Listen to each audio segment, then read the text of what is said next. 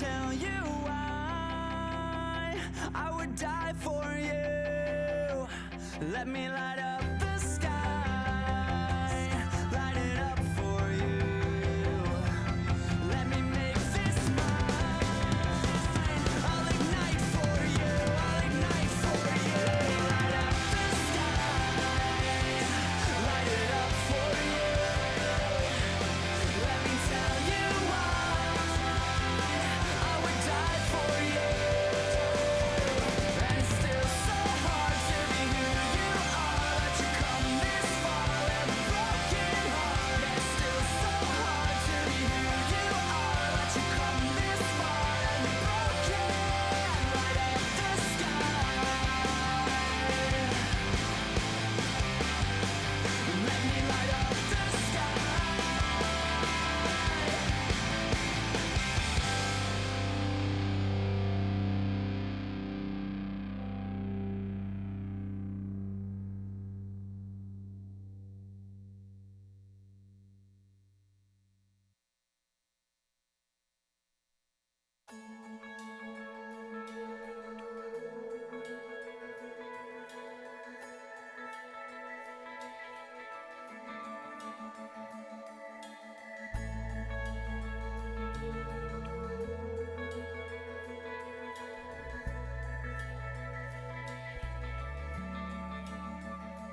Let it go, let it roll right off your shoulder. Don't you know the hardest part is over? Let it in, let your clarity define you. In the end, we will only just remember how it feels.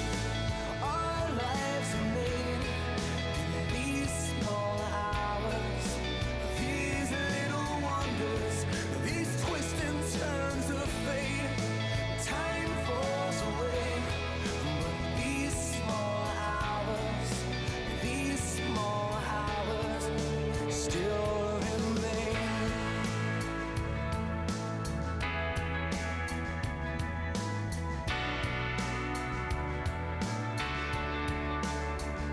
Let it slide, let your troubles fall behind you. Let it shine till you feel it all around you. And I don't mind if it's me you need to turn to. We'll get by. It's the heart that really matters in the end. Our lives are made in these small hours, these little wonders, these twists and turns of fate. Time falls away, but these small hours still remain.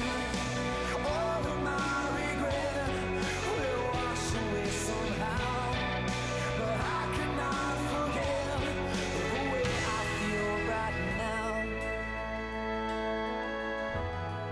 In these small hours, these little wonders, these twists and turns of fate, yeah, these twists and turns of fate.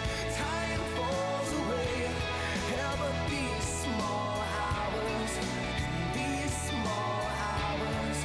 still remain.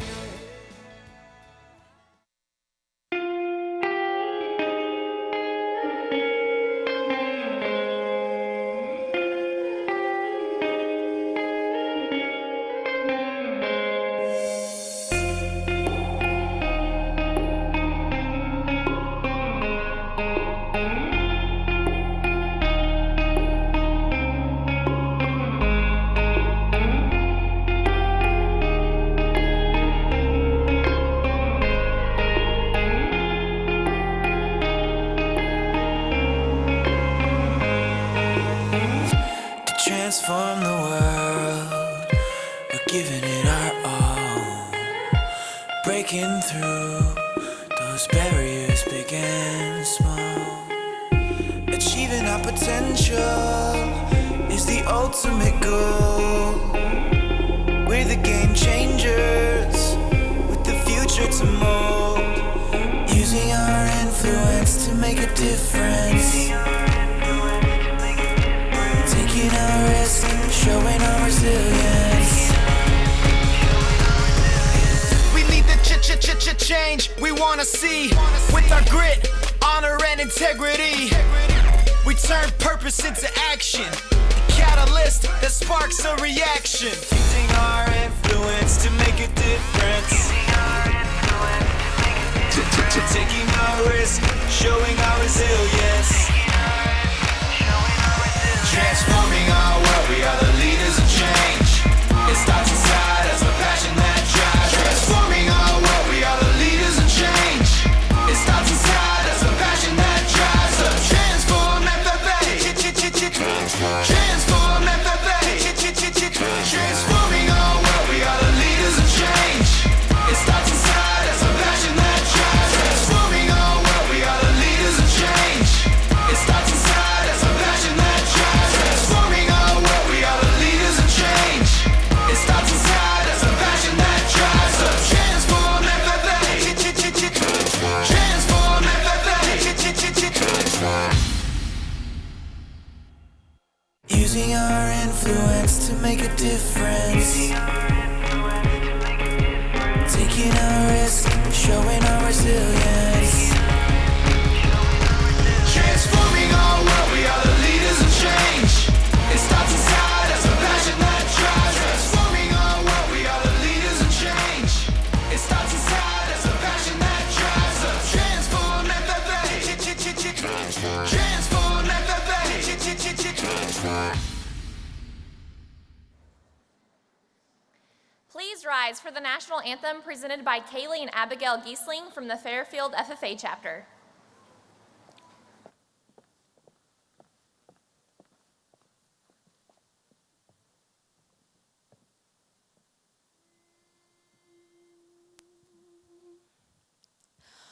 Oh, say, can you see by the dawn's early light what so proudly we hailed at the twilight's last gleaming, whose broad stripes and bright stars through the perilous fight o'er the ramparts we watched were so gallantly streaming, and the rocket's red glare, the bombs bursting in air, gave proof through the night that our flag was still there.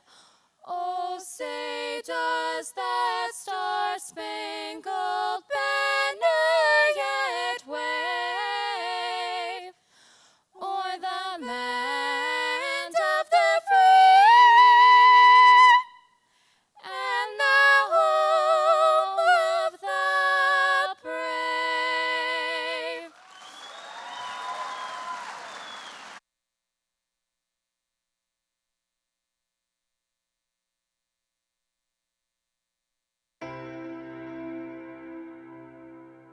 Hi, I'm Dr. Cassie Jones. I am an assistant professor and the coordinator of undergraduate research in the Department of Animal Sciences and Industry at K-State.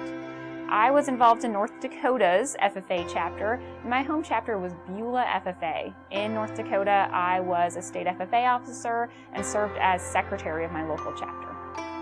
My diversified livestock production SAE really helped me identify that I was passionate about the swine industry. And so I started to look at universities that were great in things associated with swine. As soon as I got onto K-State's campus, I knew that it was the right place for me. That sounds kind of cliche, but it was really the culture of K-State that got me. It was the perfect blend of a large university that offered all of the faculty expertise and the unique facilities, but also the small town culture. People knew me by my first name, and it felt like a family atmosphere. I realized that even though it was a big university that offered all of these opportunities, it still felt like home.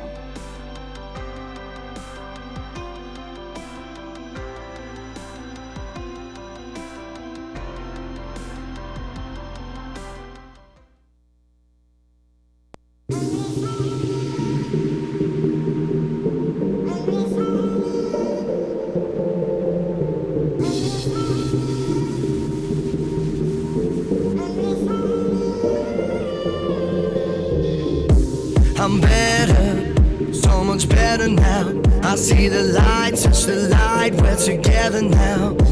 I'm better, so much better now.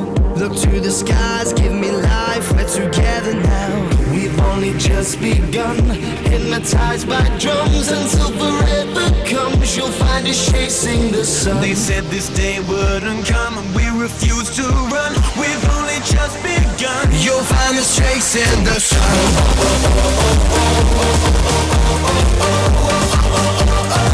You'll find us chasing the sun.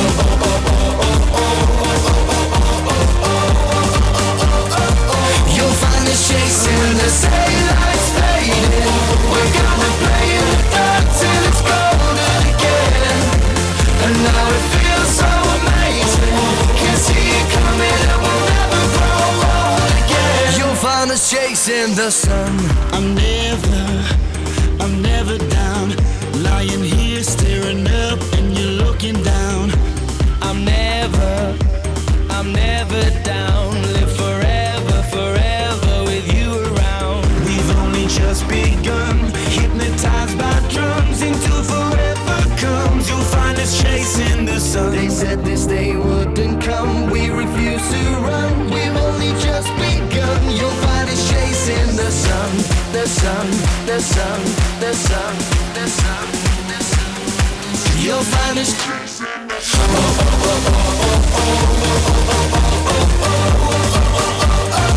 You'll find us chasing the sun.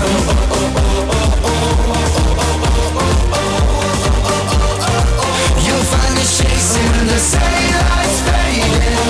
We're gonna play in the dark till it's golden again. And now it feels so amazing. Can see it coming and we'll never grow old again. You'll find us chasing the sun.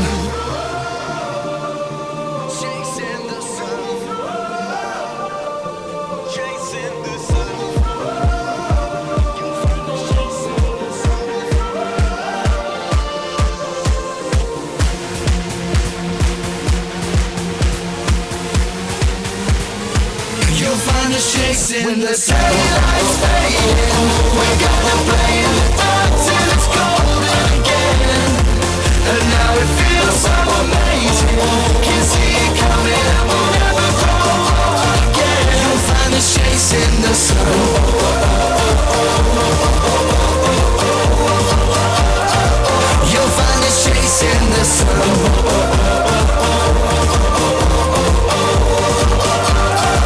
You'll find us chasing the sun.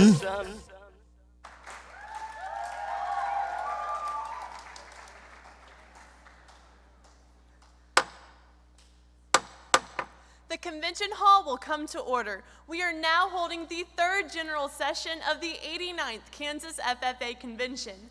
Madam Vice President, are all officers at their stations? I shall call the roll of officers, determine if they are at their stations, and report back to you, Madam President. The Sentinel. Stationed by the door. Your duties there? Through this door pass many friends of the FFA. It is my duty to see that the door is open to our friends at all times and that they are welcome. I care for the meeting room and paraphernalia. I strive to keep the room comfortable and assist the president in maintaining order. The reporter. The reporter is stationed by the flag.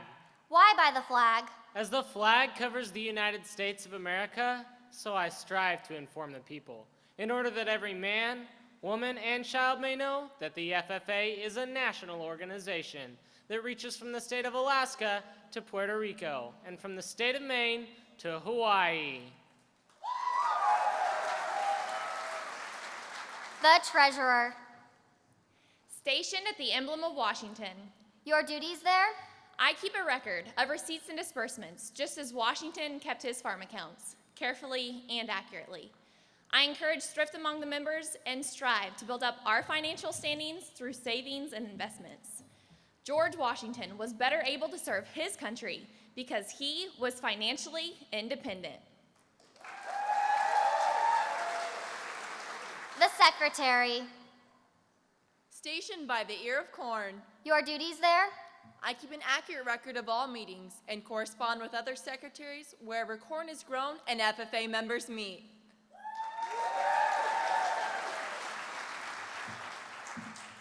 The Advisor.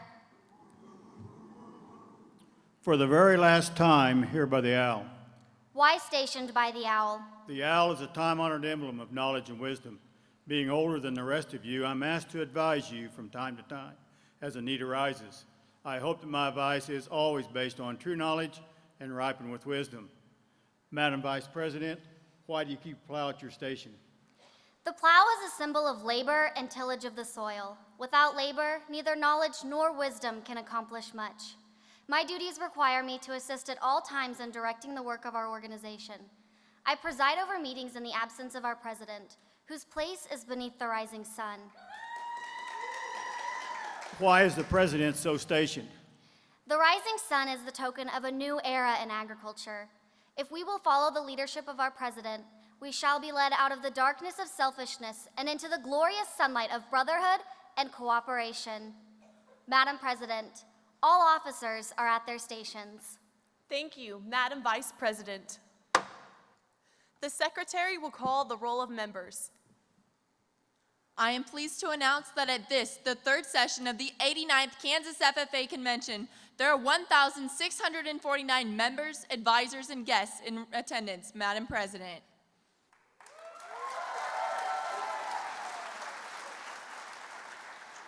Thank you. FFA members, why are we here? To practice brotherhood, honor agricultural opportunities and responsibilities, and develop those qualities of leadership which an FFA member should possess. May we accomplish our purposes. I now declare this third general session of the 89th Kansas FFA Convention duly open for the transaction of business or attention to any matters which may properly be presented. We were honored to have with us today for opening ceremonies Mr. Charles Kerr from the Iola FFA chapter. He is retiring after 45 years of service to agricultural education. Please join me in thanking Mr. Kerr for his years of service.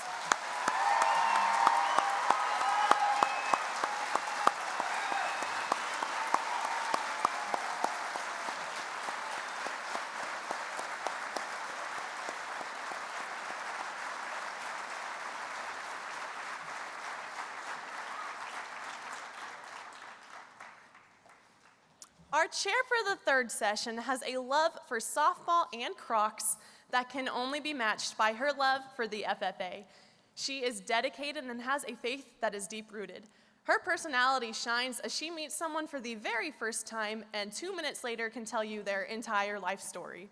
Whether she is showing sheep, tearing it up on the basketball court, or drinking insane amounts of coffee, she brings life to all she does. Please join me in welcoming your session chair and Kansas FFA treasurer, Caitlin Bonenblust.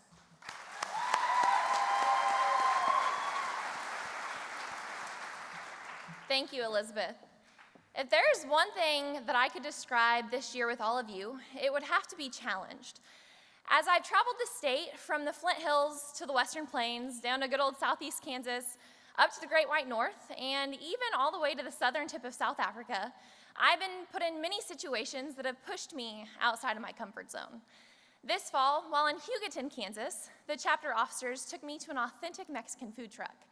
One thing that I promised myself is that I would never turn down the opportunity for a new experience. So when the challenge arose for me to drink a full cup of extremely hot green chili verde salsa, I could not back down. In the moment right before drinking the salsa, I practiced courage. This January, while in South Africa with my teammates, we went to the beach. And once again, I was faced with a challenge. I wanted to be able to say that I had swam in the Atlantic Ocean off the coast of Africa. The only problem was that the water was a chilling 45 degrees. Right before running full force into the waters, I practiced courage. This year, time and time again, I have seen as Kansas FFA members have practiced courage in interviewing for officer positions, advocating for the agriculture industry, and developing themselves as leaders. This afternoon, we have the opportunity to recognize those many courageous individuals. Courage will be seen as we recognize the outstanding supervised agricultural experiences when we observe the second half of the Kansas FFA Proficiency Award pageant. Your 2016-2017 Vice President, Clara Wyckoff, will present her retiring address entitled Small Things. We will show our appreciation to businesses and individuals who have shown their support to our organization as Kansas FFA Foundation sponsors, and the results of the chapter scrapbook and employability skills leadership development event will be announced. The area of growing leaders for the National Chapter Award will be presented. Next, members who receive the Presidential CTE Scholars will be recognized. Dr. Michael Wesch, Associate Professor at Kansas State University, will serve as this afternoon's keynote. Finally, we will see members who have pursued academic excellence receive scholarships. Every individual being recognized this afternoon has demonstrated some sort of courage. Being courageous is not always easy. So as we get ready to kick off this third session of the 89th Kansas FFA Convention, let's celebrate courage.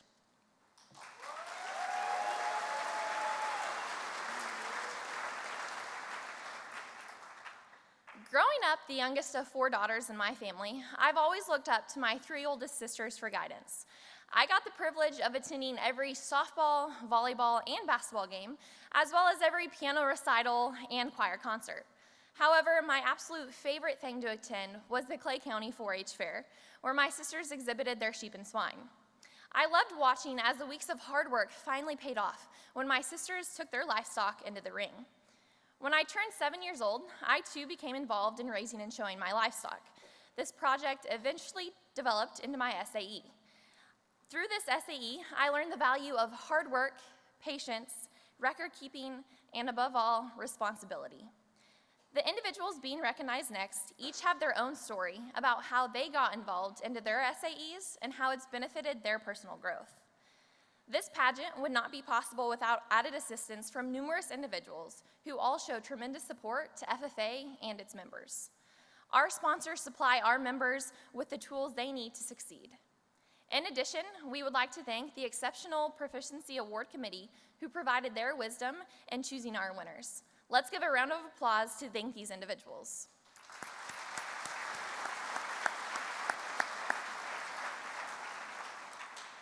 Sit back and relax as we recognize the members who have proven their courage in developing outstanding supervised agricultural experience.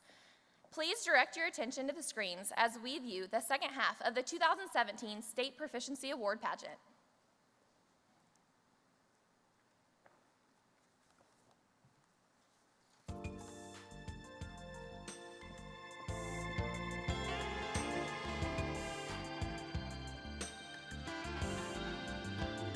This year's winner of the Equine Science Entrepreneurship Proficiency Award is Rebecca Johnson from the Chapman FFA chapter. This award is sponsored by Zinger Management. Rebecca's SAE consists of owning 2 geldings and 1 mare. With her mare, Rebecca competes in barrel races across Kansas. She uses one of the geldings to help move cattle on her family's farm and uses her 3rd horse to help others learn how to ride. Rebecca greatly enjoys the mentoring component of her SAE and has learned about teaching others. After high school, she plans to attend a 4-year university to obtain a degree in nursing. Rebecca is the daughter of Steve and Sherry Johnson. Her advisors are Johanna Reichert and Alex Jost. Awesome job, Rebecca.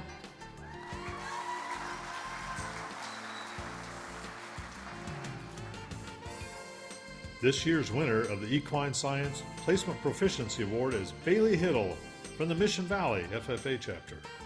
This award is sponsored by United Mosquito and Fly Control, LLC. Bailey cares for her family's 6 American Quarter horses and also competes in over 20 rodeos a year. She helps with chores on the farm and is responsible for grooming and feeding the horses.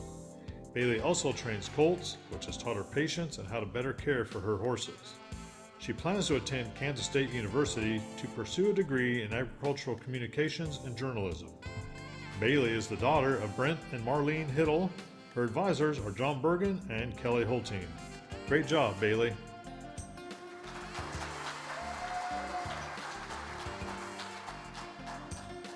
This year's winner of the Fiber and Oil Crop Production Proficiency Award is Devin Taylor from the Doniphan West FFA chapter. This award is sponsored by Kansas Soybean Commission. Devin works with his family's farming operation, Taylor Seed Farms. During planting season, Devin is responsible for filling the planters with seed and making sure the seed is planted at the correct depth. He has gained valuable skills on the farm, and traveling to other states for harvesting has taught him the importance of growing conditions and seed selection. Devin plans to attend Highland Community College after high school, with plans to return to the farm to learn more about the family's business. Devin is the son of Jason and Marla Taylor. His advisor is Elmer Schmitz. Let's give Devin a round of applause.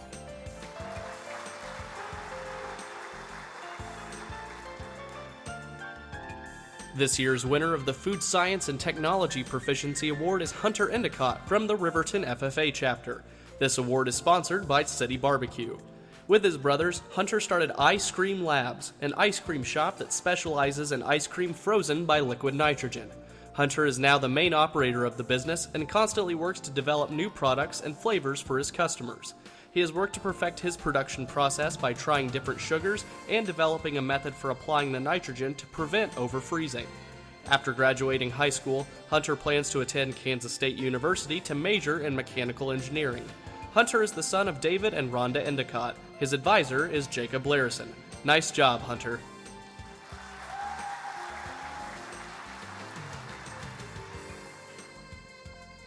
This year's winner of the Forage Production Proficiency Award is Michael Olson from the Blue Valley FFA chapter. This award is sponsored by Kansas Forage and Grassland Council Incorporated. Michael works for VTS Farms, his family's farming operation. Working on the farm from a young age, he eventually became a paid employee, which grew his roles and responsibilities. Along with maintaining cropland and a cattle herd, Michael plays a role in hay production.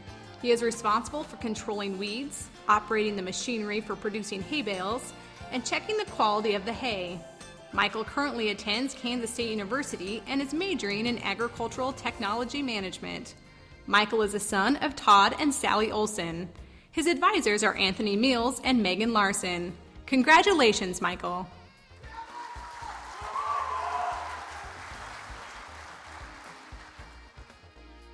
This year's winner of the Goat Production Proficiency Award is Aaron Falkenstein from the Labette County FFA chapter. This award is sponsored by Animal Health International. Aaron operates a goat production business, which she started after showing goats as a 4-H project. She has learned to assist in birthing and has learned about improving the genetics of her herd. After attending a showmanship camp for several years, Aaron has organized and hosted her own camp to teach about feeding and showing goats. She plans to attend the University of Arkansas and major in kinesiology. Aaron is the daughter of Rich and Melissa Falkenstein. Her advisors are Jeff Falkenstein, Dustin Wiley, and Kyle Zwallen. Well done, Aaron.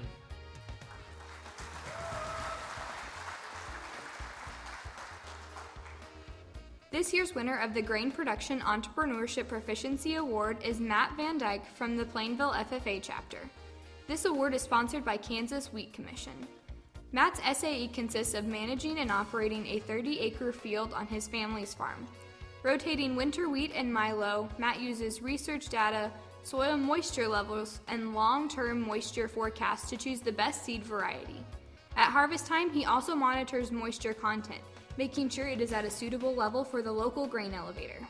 After graduating high school, Matt plans to continue his education so that he can stay up to date on the latest farming practices, seed varieties, and market trends. Matt is the son of Jeff and Carol Van Dyke. His advisor is Gloria Belton. Congratulations, Matt.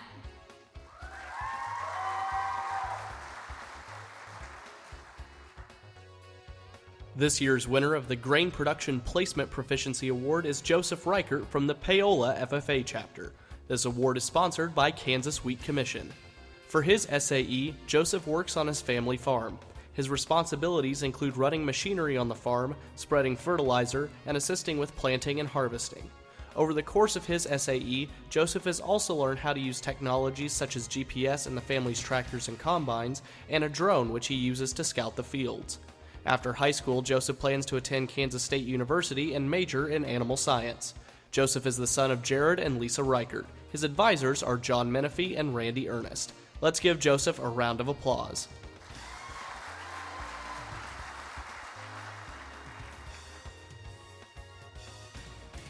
This year's winner of the Home and Community Development Proficiency Award is Erin Rombeck from the Marysville FFA chapter. This award is sponsored by Sites Gift Fruit Incorporated. For her SAE, Erin works at the Habitat for Humanity Store and Donation Center, which uses profits to help build homes in the Marysville community. While her responsibilities mainly involve cleaning the store at first, Erin has been trained to use the cash register and now helps train others. Her SAE has shown her the importance of giving back to the community and has helped shape her future plans. After high school, Erin plans to attend Kansas State University to major in social work. Erin is the daughter of Robert and Dana Rombeck. Her advisors are Craig Lister and Annelle Meals. Outstanding, Erin.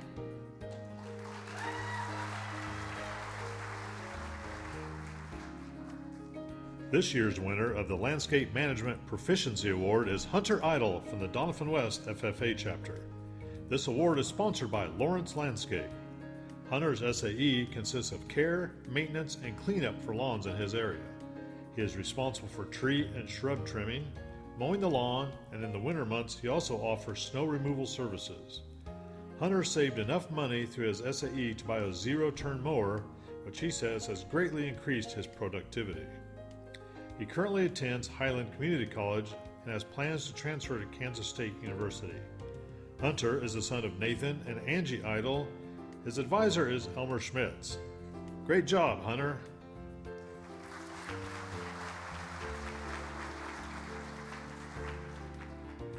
This year's winner of the Nursery Operations Proficiency Award is Lucas Brocksterman from the Royal Valley FFA chapter. This award is sponsored by Prairie Sky Ranch. Lucas works for his FFA chapter's greenhouse, watering the plants on weekends, scouting for pests, and pruning plants so they are ready for sale. He monitors the pH levels of the hydroponic system and also operates the overhead irrigation system. During the chapter's plant sale, Lucas offers customer service to community members that attend. After high school, he wants to focus on a career in agriculture, potentially growing crops like corn and soybean on his farm. Lucas is the son of Steve and Cindy Brocksterman. His advisor is Kim Clark. Way to go, Lucas.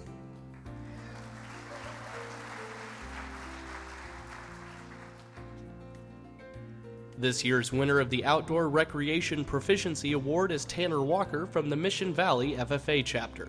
This award is sponsored by Coleman Company. Tanner's SAE is working for his family business, Walker Game Birds and Hunting Preserve. He assists in raising pheasant, chukar, and quail and helps guide hunters over 460 acres of land dedicated to hunting. Tanner is active in multiple parts of the business, from setting eggs in incubators to gathering birds for a hunt. After graduation, Tanner plans to attend college but stay local so that he can continue to help his family run the business, which he someday hopes to take over. Tanner is the son of James and Kimberly Walker. His advisors are John Bergen and Kelly Holting. Congratulations, Tanner.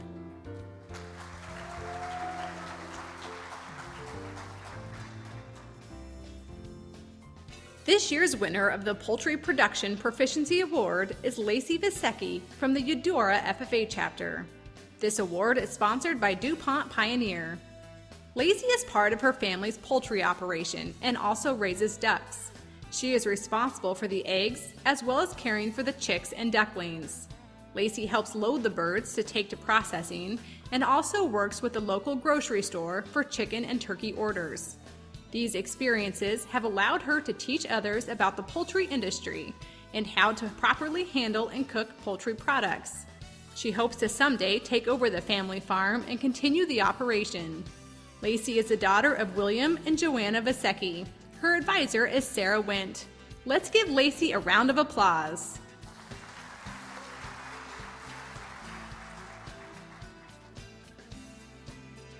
This year's winner of the Sheep Production Proficiency Award is Natalie Harris from the Chapman FFA chapter. This award is sponsored by Harris Show Lambs. Natalie owns 38 mature ewes and 10 replacement ewe lambs. She is responsible for weighing feed rations, administering vaccinations, assisting in the birthing process, and caring for newborn lambs. Natalie said one of her greatest accomplishments is becoming more knowledgeable of the sheep industry, which has allowed her to both better care for her animals and grow her customer base. She plans to attend Kansas State University to major in agribusiness and agricultural communications. Natalie is the daughter of Kevin and Rosemary Harris. Her advisors are Johanna Reichert and Alex Jost. Congratulations, Natalie.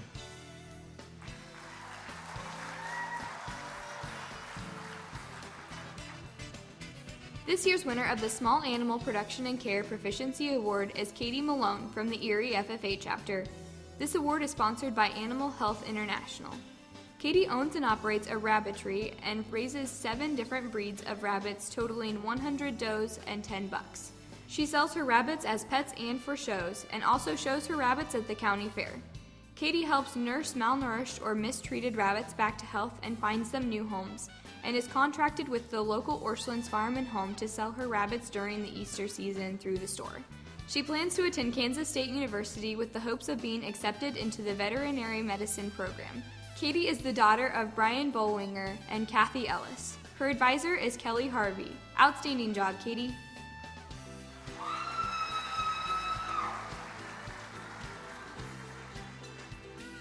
This year's winner of the Specialty Animal Production Proficiency Award is Seth Rudine from the Mission Valley FFA chapter. This award is sponsored by Prairie School Farms. Seth's SAE is beekeeping, which he does on his family farm. With money awarded from a grant, Seth was able to buy his supplies to start his business. He has now grown his operation to 12 hives. Seth has learned about best management practices in beekeeping, has made his business profitable, and projects to harvest 200 pounds of honey this year.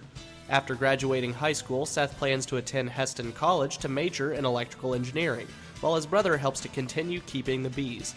Seth is the son of Jim and Margot Rudine. His advisors are John Bergen and Kelly Holting. Great job, Seth.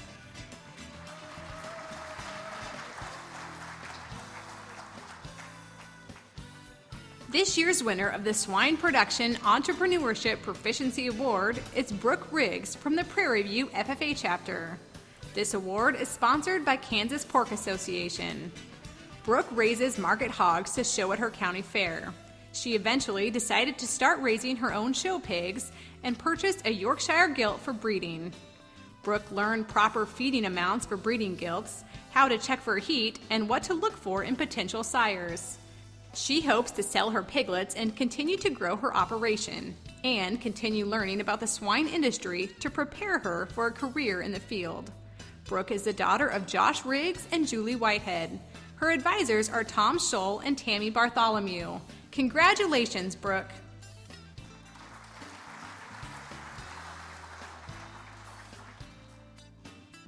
This year's winner of the Swine Production Placement Proficiency Award is Jordan Cox from the Royal Valley FFA chapter. This award is sponsored by Kansas Pork Association. Jordan lives on a swine operation and helps his family care for the herd. He is responsible for feeding in the morning and evenings and making sure the hogs have proper bedding. Jordan has learned how to properly vaccinate hogs, help deliver piglets, and how to better operate and manage a farm. One of his accomplishments was winning Grand Champion with his Yorkshire breeding gilt at the Jackson County Fair. After high school, Jordan plans to remain in the agriculture industry. Jordan is the son of Bill and Tina Lutz. His advisor is Kim Clark. Way to go, Jordan.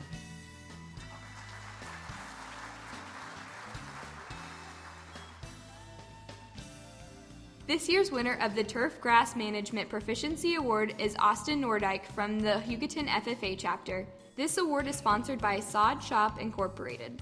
Austin operates a lawn care business for his community.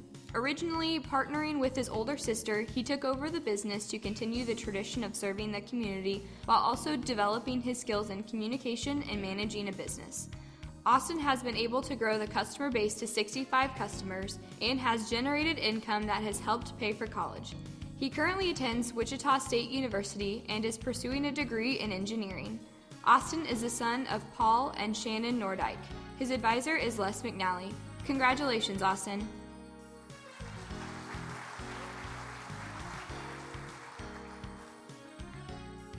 This year's winner of the Veterinary Science Proficiency Award is Kendall Norris from the Manhattan FFA chapter. This award is sponsored by the Kansas Veterinary Medical Association. In her sophomore year, Kendall had the opportunity to shadow a local veterinarian. After observing procedures and clinical operations for a year, she was hired as a veterinary assistant. Kendall then had the responsibilities of assisting in surgeries and helping maintain patient records. Being able to work in the veterinary field has given Kendall valuable experiences that she can use in her classes at Kansas State University, where she is currently a student in animal science. Kendall is the daughter of Kirk and Janice Norris. Her advisors are Doug Muller and Alyssa Mullinex. Way to go, Kendall.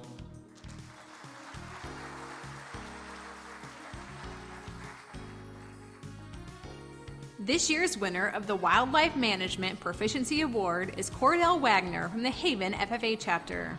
This award is sponsored by the Kansas chapter of the National Wild Turkey Federation. Cordell partners with his brother to raise game birds. He has grown the operation to 3 flight pens with a capacity of 3,000 birds. He is responsible for the full growing cycle of the birds, raising them from day-old chicks to flight-ready birds, which sells to different hunting resorts and facilities. Cordell's SAE has reinforced his desire to pursue a career in the hunting industry and potentially be the sole owner of a similar business in the future. Cordell is the son of Alan and Carol Wagner. His advisors are Corinnia Williams, Steve Duft, and Jeremiah Hobbs. Let's give Cordell a round of applause.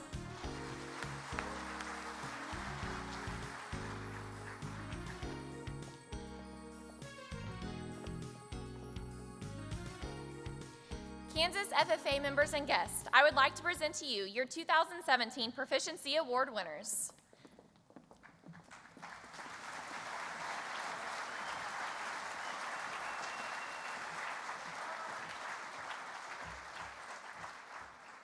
Each winner has shown courage in and commitment to their SAEs and FFA. They have shown that they believe in the diversity of agriculture and in the future of the Kansas FFA Association. Members and supporters of the Kansas FFA should be extremely proud of the accomplishments of these members and their SAE programs. Each of these Proficiency Award winners will be representing Kansas at the 90th National Convention this fall. Please join me in congratulating these members and wish them the best of luck at National Convention. We lead the change we want to see with our grit, honor, and integrity. We turn purpose into action. Catalyst that sparks a reaction. Transforming our world, we are the leaders of change. It starts inside as a passion that drives. Transforming our world, we are the leaders of change. It starts inside as a passion that drives. So transform FFA. Transform FFA.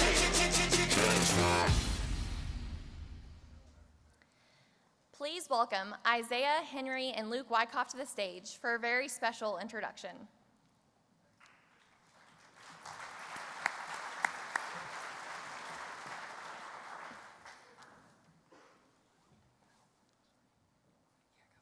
Hey boys, it's B week, isn't it? Yeah. Your word is Clara. C-L. Wait, you've been to a spelling bee before. You have to ask for a sentence first. Our parents must have decided to start small because they had Clara before the brothers. May I have a definition, please? Seriously, I could tell you some definitive stories, but so could she. So, Clara is the feminine form of the Latin root claris, meaning bright, clear, famous, and an outstanding motor vehicle operator. Is that from the Webster's Third? Because the Urban Dictionary definition serves much better. It says, a Clara is a girl with smarts, integrity, and humor. She's a specimen to behold. We would also add driven and motivated, 2 words that always come up when people describe our complicated sister. It's not always been easy to follow in Clara's footsteps.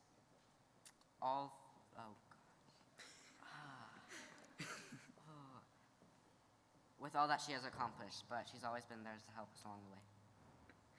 And not only us. Clara's loyalty and... Dang it, Luke. Clara's loyalty and desire to serve others has always shown through. We are the brothers, and proud to introduce our favorite sister, mentor, and friend who has started small and stayed there. Your 2016-2017 FFA Vice President, C A-R-A. Thank you.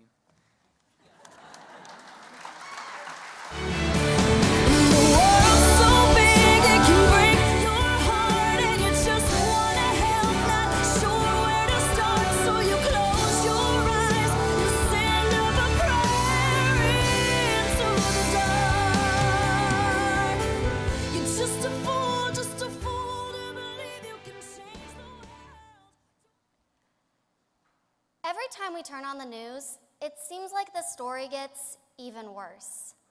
As a creature of habit, one of my daily routines involves reading the USA Today at lunch. But lately, the stories within the pages of these newspapers seem to be getting darker. Famine in South Sudan, tension with North Korea, civil war in Syria, hunger in Venezuela. It is easy to feel overwhelmed by powerlessness. According to Harvard Business School professor and social psychologist Amy Cuddy, powerlessness engulfs us and all that we believe, know, and feel. It enshrouds who we are, making us feel invisible. But here's the thing, we are not powerless. By learning to look, doing the thing that is in front of us, acting locally and thinking globally, each of us can overcome these feelings of powerlessness and have a significant impact. All we have to do is start small.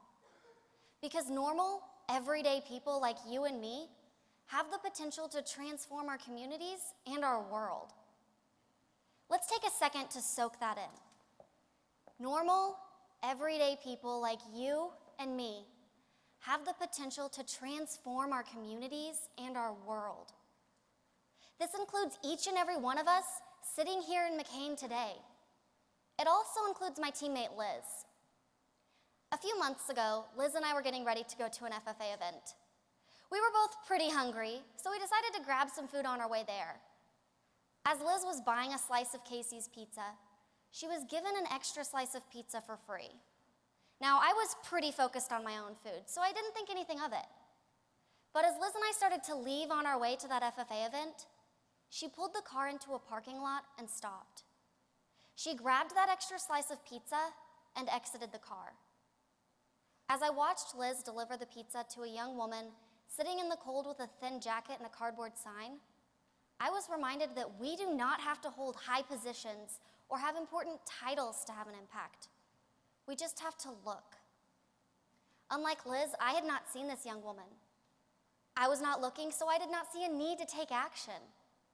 How many of us do this in our own communities? We are so focused on getting through each day and making it to the weekend that we do not see anything wrong in our communities. And when we do not see anything that needs to be done, because we are not looking, we have no reason to act.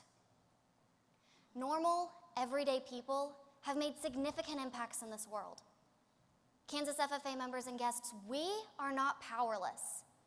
Each of us has the potential to make a significant impact in the world we live in, if we learn to look. Someone once asked Mother Teresa, "The problems of the world are so vast. How can you possibly hope to solve them?" She answered, "You do the thing that's in front of you." So, what is in front of you? For the next few moments, let's each picture our own community. Look around. What is in front of us? What is one need you see in your community? Maybe it's hunger or food insecurity. Maybe it's homelessness. Maybe there are young children struggling with reading.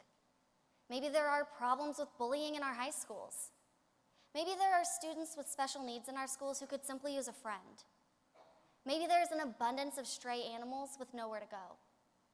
Maybe there are seniors living in our retirement homes, wishing to tell their stories, but with no one to talk to. And maybe the need we see is something else entirely. What needs do we see? Think of a specific need in your community. Keep this in your mind. We will be coming back to it later. Now, you may be thinking, okay, so I can definitely think of a need. I know that there are things in my community that need to be addressed. Great. But how do I do anything about it? It all comes down to 4 simple words. Act local, think global. Let me explain.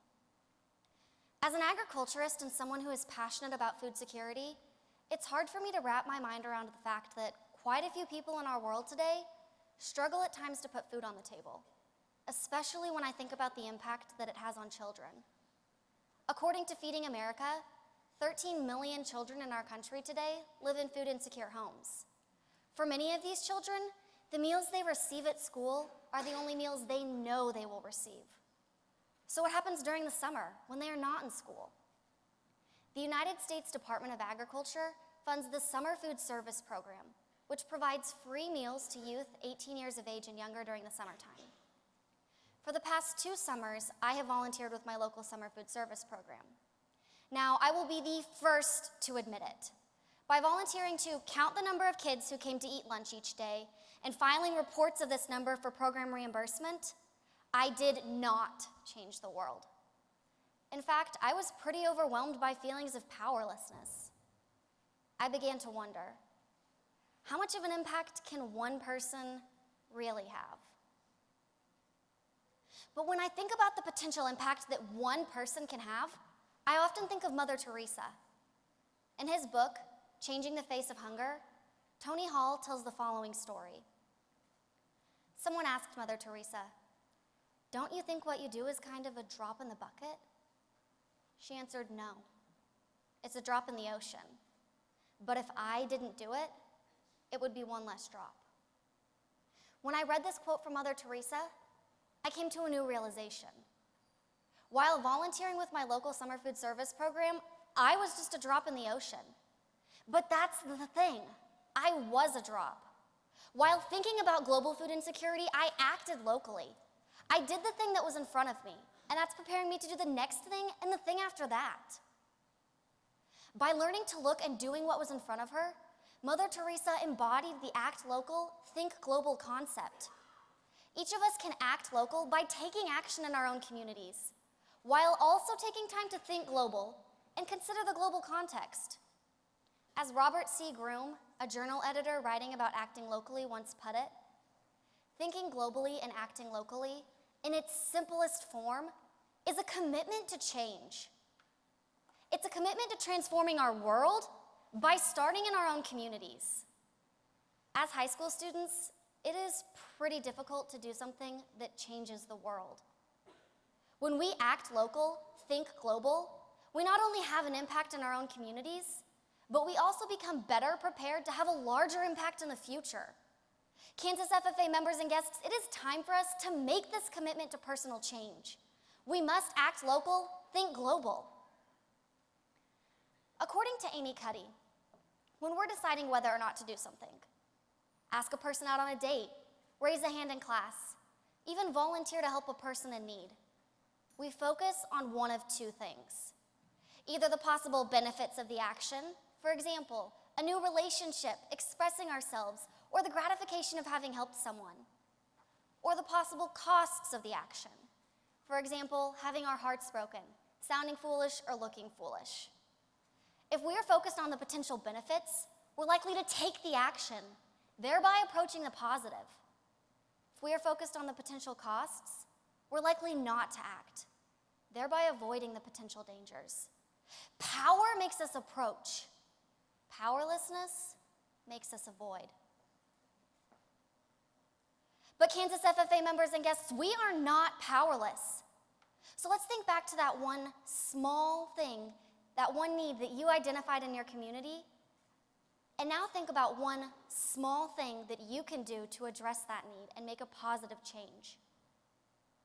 Maybe it's volunteering at your local food pantry or organizing a blood drive at your high school. Maybe it's helping an elderly neighbor out by mowing their lawn or raking their leaves in the fall. Maybe it's spending time getting to know the seniors in your local retirement home, or volunteering as a mentor at your local elementary school to help children learn to read. And maybe it's none of these things. Maybe it is something that has never been done before in your community.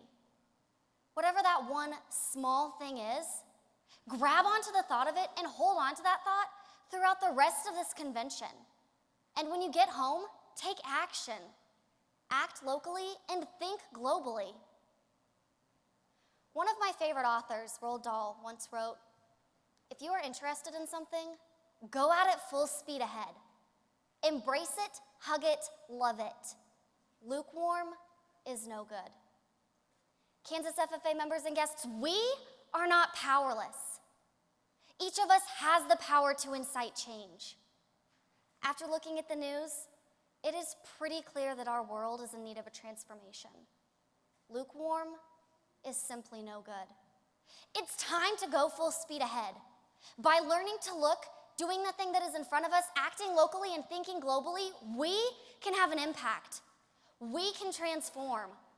When we do the thing that is in front of us, the smallest things can make all the difference. You're just a fool to believe you can change the world. Don't listen to them when they say it's just a fool to believe you can change the world. Oh, the smallest thing can make all the difference. Love is alive, don't you? Clara, your attention to detail, overflowing cup of knowledge, and motivation to be great has inspired our team and Kansas FFA members this year. Thank you for being the best shotgun rider because no one ever let you drive. For always keeping our team on track and for always making us laugh with your sarcastic remarks. Your wealth of knowledge may be big, but your heart for others is bigger. What a privilege it has been to be your teammate this year, but more importantly, your friend. Kansas FFA members and guests, your 2016-2017 Kansas FFA Vice President, Clara Wyckoff.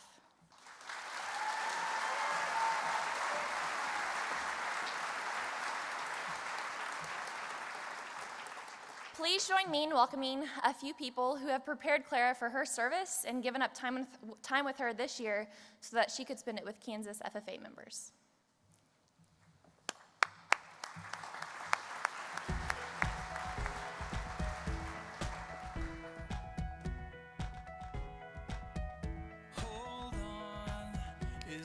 I would like to thank the USD 257 administration for their support of agricultural education and FFA at Iola High School. Kansas FFA, please join me in a round of applause for the USD 257 administration.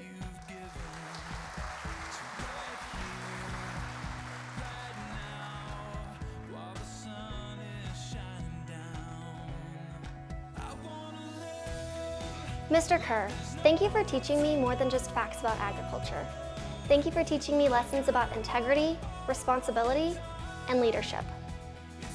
I am so thankful that I was able to have you as a teacher and a role model over the past 5 years. Your experience and quick humor will be dearly missed next year at the high school. Thank you, Mr. Kerr. Kansas FFA, I am pleased to introduce to you my advisor, Mr. Charles Kerr.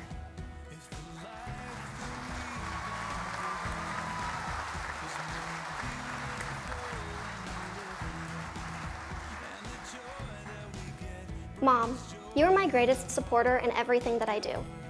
From driving to Jetmore with me to attend their chapter banquet, to listening to countless FFA speeches, to being willing to drive to Manhattan at a minute's notice, there isn't any way that I can thank you for all that you've done. Thank you, Mom. Dad, I'd like to thank you for all of the little things.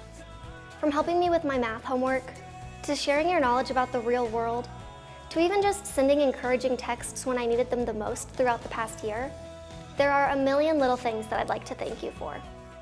Thank you, Dad. Isaiah, Henry, and Luke, thank you for being the best brothers that a girl could ask for. Even though I always wanted a sister when I was younger, I'm so grateful that I got you guys instead. Thanks for being my partners in crime and some of my most important supporters. Mom, Dad, Isaiah, Henry, and Luke, we may not always have it all together, but together we have it all. I love you all dearly. Kansas FFA, I am honored to introduce to you my parents, Joel and Lisa Wyckoff, and bestow upon them their honorary Kansas FFA degree.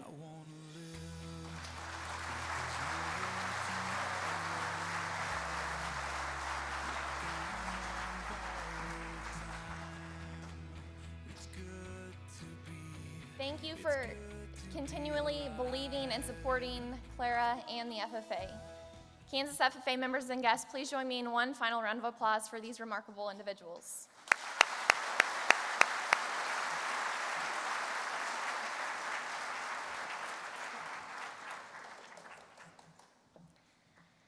Ever since the first grade, I've had one friend that I have experienced everything with, and her name is Hannah. Hannah and I's friendship started when I moved from a small country school to the big city school of Clay Center. Those first months of being at a new school, Hannah reached out to me and provided me with the encouragement I needed to move on. Since that day, Hannah and I have watched way too much Netflix together, enjoyed way too much hot chocolate and ice cream, and have shared some embarrassing moments. She is someone that I can cry with, talk with, laugh with, and above all, experience this life with. Hannah has always supported me and given me the encouragement that I needed to continue on. These individuals have shown their care, support, and encouragement for the Kansas FFA Association by partnering and being a foundation sponsor. Madam Secretary, please introduce those that have shown their commitment to our organization as 4- and 5-star sponsors, as well as premier corporate sponsors of the Kansas FFA Foundation.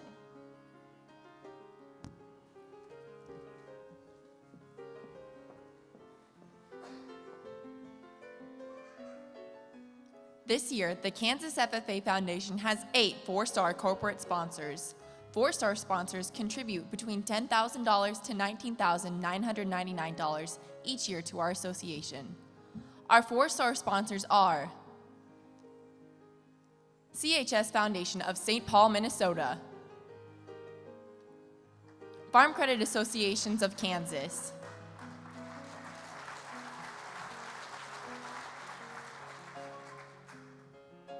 ICM Incorporated of Colwich, John Deere U.S. Agriculture Division, the Kansas Corn Commission of Garnett, the Kansas Department of Agriculture in Manhattan,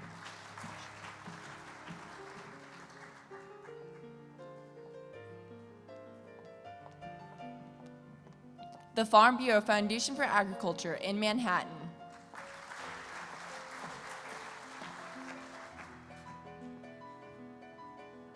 the K-State College of Agriculture in Manhattan,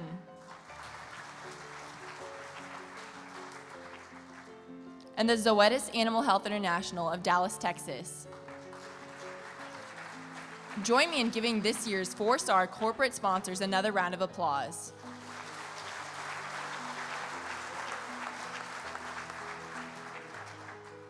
This year, the Kansas FFA Foundation is privileged to have 3 5-star corporate sponsors. To be a 5-star sponsor, a business or organization must have contributed between $20,000 to $4,999 to the Kansas FFA Foundation. Our corporate 5-star sponsors are Ag One Source of Moundridge, Cargill Meat Solutions of Wichita,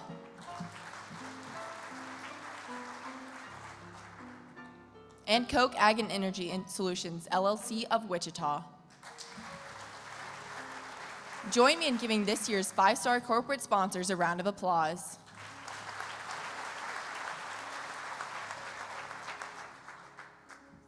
This year, the Kansas FFA Foundation is privileged to have 1 premier corporate sponsor. To be a premier sponsor, a business or organization must have contributed at least $50,000 to the Kansas FFA Foundation. Our corporate premier sponsor is the Midwest Ford Dealers of Overland Park.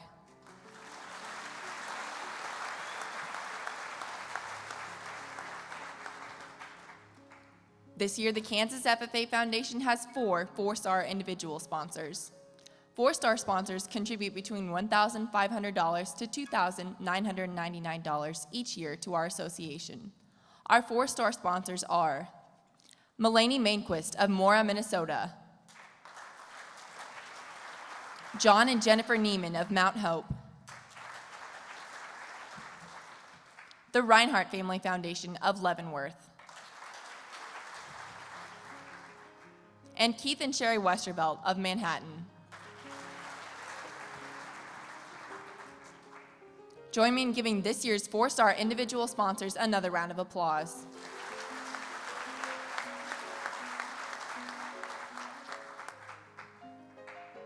This year, the Kansas FFA Foundation has 2 5-star individual sponsors. 5-star sponsors contribute between $3,000 to $4,999 each year to our association. Our 5-star sponsors are Jeremy and Emily Lenning of Westmoreland, and Carly Horton of Dallas. Join me in giving this year's 5-star individual sponsors another round of applause.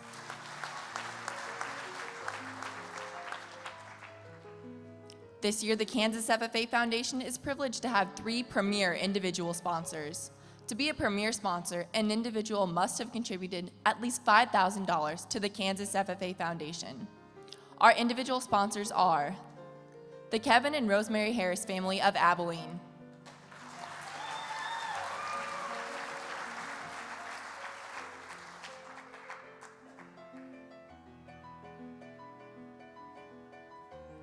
Tom and Maggie Hemmer of Salina, and Rick Mailer and Bonnie Coley Mailer of Dublin, Ohio.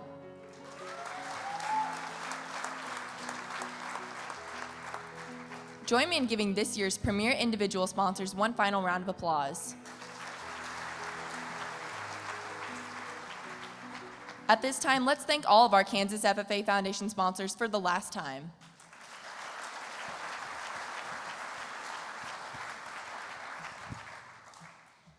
The Kansas FFA Foundation sees the power of the Blue Jacket, and because of that, they have dedicated themselves to the continual growth of our association.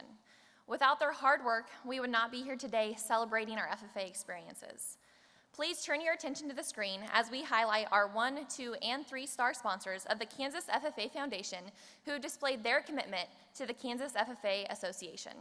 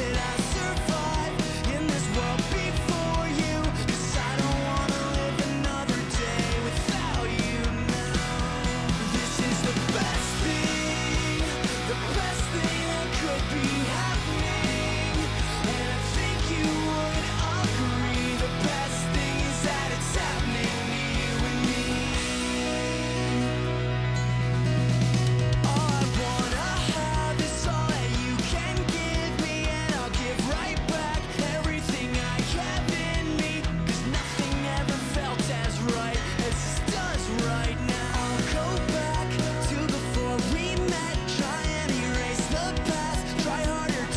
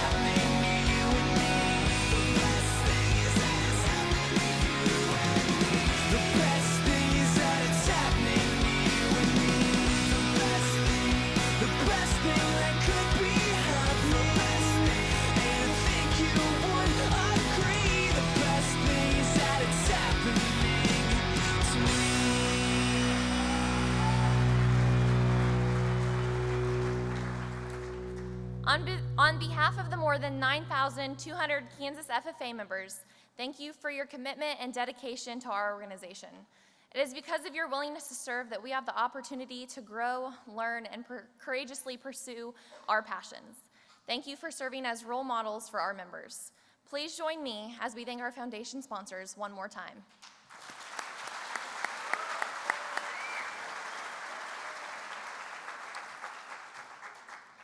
Growing up with 4 girls in our family, my father taught us each at a young age how to pick up sticks in our yard, which is home to several trees. When we were young, I'm sure my sisters and I spent more time complaining about picking up sticks than the amount of actual sticks that got picked up. But in fact, my dad probably would have gotten the job done a lot faster if he would have just done it himself. But he knew that he was teaching us, and it would benefit him later in life. He made an initial investment in our work ethic, and now it pays off when we come home to help clean the yard.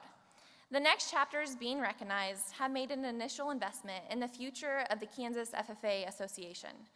Chapters who give a minimum of $200 to support the foundation's efforts to sustain and develop current relationships with businesses and individuals are recognized each year as the Chapter Seed programs at the Kansas FFA Convention, on the Kansas FFA Foundation and Association websites, and in the Foundation's annual report. They each will also receive a plaque for their classroom for their commitment to ensure that scholarships, proficiency awards, career development events, state convention, and teacher enrichment and mentoring programs will be adequately funded. These funds will also be used to identify new initiatives and further enhance our programs. This year, we have 15 chapters who are our Chapter Seed programs. Madam Secretary, please read the chapters who have made this commitment.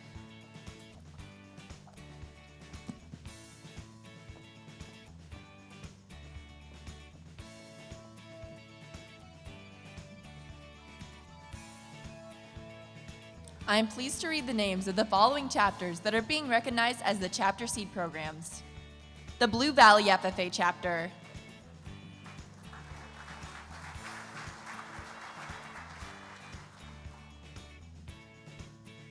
the Bueller FFA Chapter,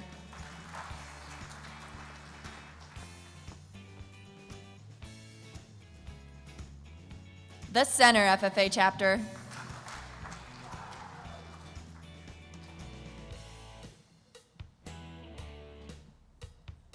the Chaparral FFA Chapter,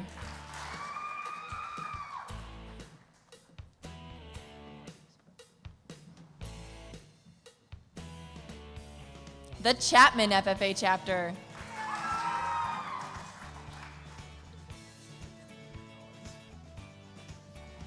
the Ellsworth FFA Chapter,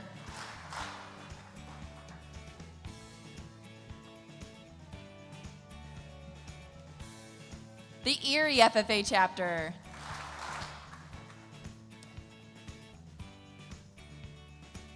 the Fredonia FFA Chapter,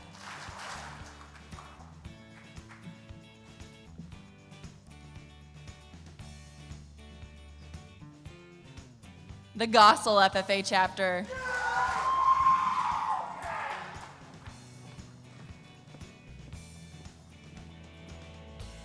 the Hugoton FFA Chapter,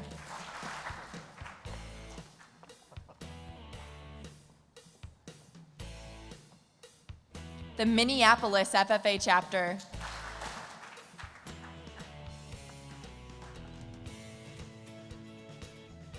the Onega FFA Chapter,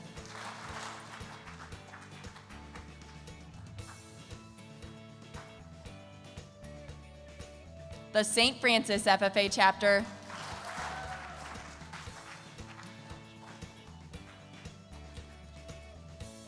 the Washington County FFA Chapter,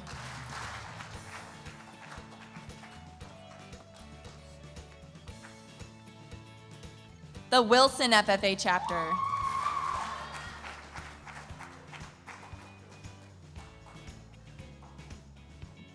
and the Yates Center FFA Chapter.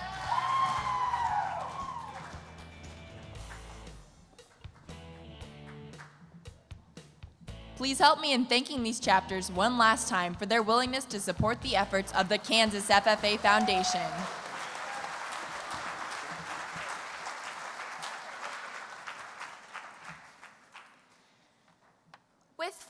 members in my family, that means that there was a lot of events that my parents had to go to, including 4 high school graduations, hopefully someday 4 college graduations, and hopefully my parents will one day have to pay for 4 weddings. With all of these events, my mom never fails to snap more than a few pictures. And I'll admit that sometimes taking pictures isn't my favorite activity.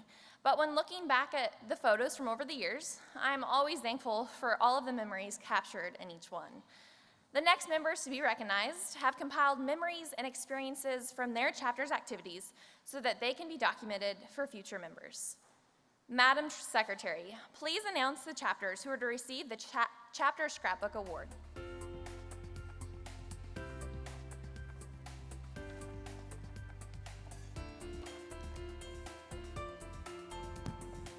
Those chapters placing in the bronze division of the Scrapbook Awards are the Caney FFA chapter, the Fairfield FFA chapter, the Flint Hills FFA chapter, the Fredonia FFA chapter, the Hill City FFA chapter, the Onega FFA chapter, the Solomon FFA chapter, the Tonganoxie FFA chapter, the Wamego FFA chapter.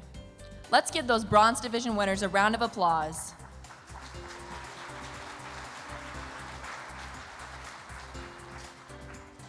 The chapters placing in the silver division are the Clay Center FFA chapter, the Ellsworth FFA chapter, the Gossel FFA chapter, the Inman FFA chapter, the Stanton County FFA chapter. Let's give these silver division winners a round of applause. And now help me welcome to the stage the chapters in the gold division.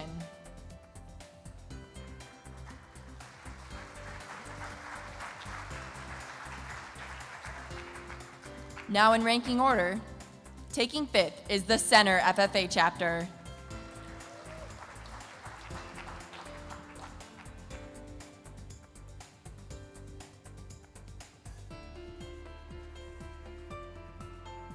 Earning 4th place is the Girard FFA chapter.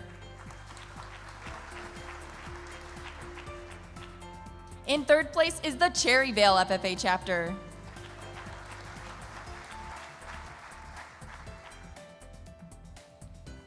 Placing 2nd is the Logan FFA chapter.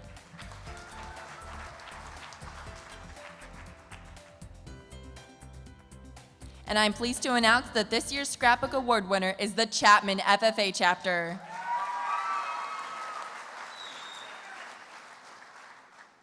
Congratulations to all of the chapters participating in the Scrapbook competition. Let's give them one more round of applause.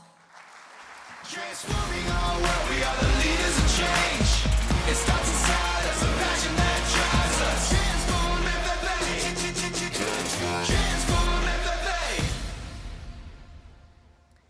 Serving as a district officer allowed me to take part in several opportunities in my district, but perhaps my favorite was an event that our team called the North Central District Kickoff Day. This event invited all of the chapters of our district to participate in a kickball tournament in August at the beginning of school. We then had a cookout followed by a gigantic water slide.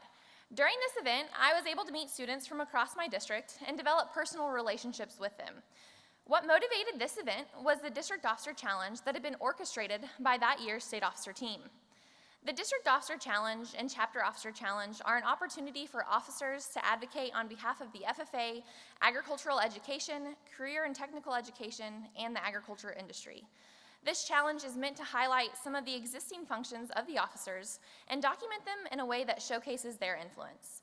Madam Secretary, please present the results of the Chapter and District Officer Challenges.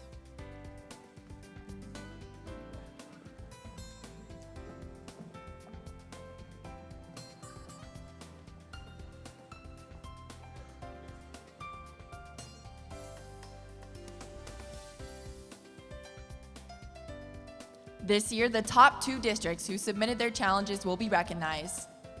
Here are the results. In 2nd place is the North Central District.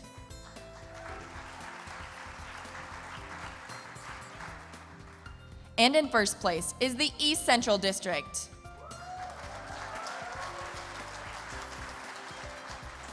Help me in congratulating these two teams on their efforts.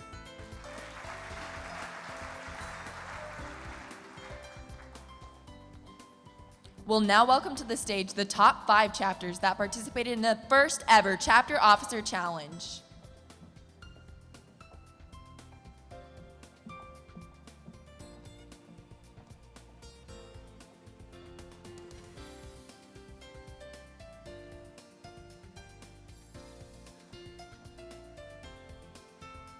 The results of the Chapter Officer Challenge are as follows. In 5th place, the Scott City FFA Chapter.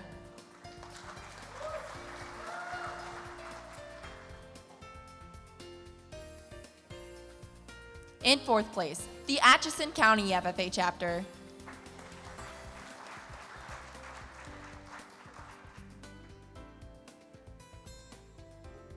In 3rd place is the McLouth FFA Chapter.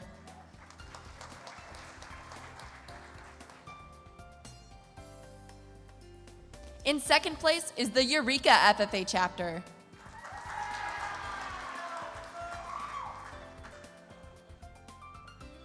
And taking 1st place is the Ellsworth FFA Chapter. Congratulations to all of these teams. Thank you for all of the work you put into serving the members of your chapter, district, and communities. Let's give one more round of applause for our outstanding winners. Transforming our world, we are the leaders of change. It starts inside us, a passion that drives us. Transform FFA. Transform FFA. My senior year of high school was filled with filling out scholarships, and more scholarships. Along with those scholarships came interviews, and you guessed it, more interviews. However, one interview that sticks out in my mind more than all of the others is February 6, 2016. I was scheduled for a scholarship interview. I went into the room, and after answering a few of the questions, I was feeling good. However, the question that came next was one that I had not prepared for. It went something like this. If you had a box of 120 shirts, and I asked you to take out 10% of them, how many would you take out? Now, I cannot give you the exact answer that I gave. However, I do know that it was not the correct answer because of the empathetic smiles on the judges' faces. Although my math skills were not up to par for my interview, these next individuals have interview skills that cannot be matched. They have made it into the final 4 of the Employability Skills Leadership Development event. These members had to complete a resume, job applications, and participate in mock interviews with a panel of possible employers. Now we are about to hear the final results. Our sponsor for the Employability Skills Leadership Development event is Mid-Kansas Cooperatives, and we are pleased to have Representative Nicole Goldie here to present the awards. Madam Secretary, please announce the winners of the Employability Skills Leadership Development event.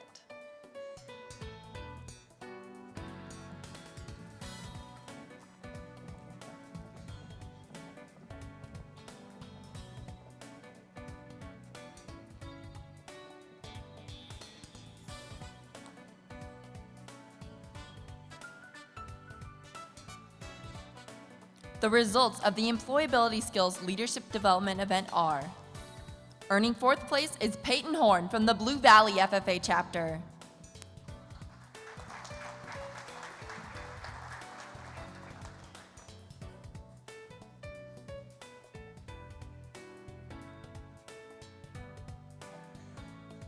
In 3rd place is Audrey Bailey from the Winfield FFA chapter.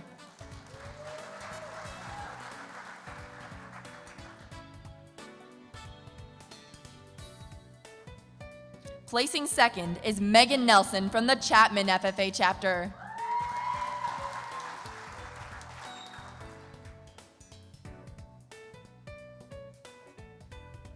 And your 2017 champion in the Employability Skills Leadership Development event is Natalie Harris from the Chapman FFA chapter.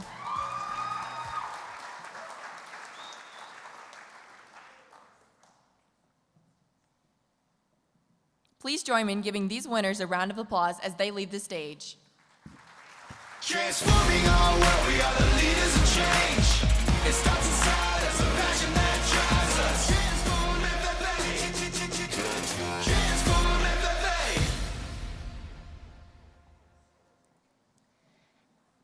fall, one of my favorite activities is attending the KSU football games at Bill Snyder Family Stadium.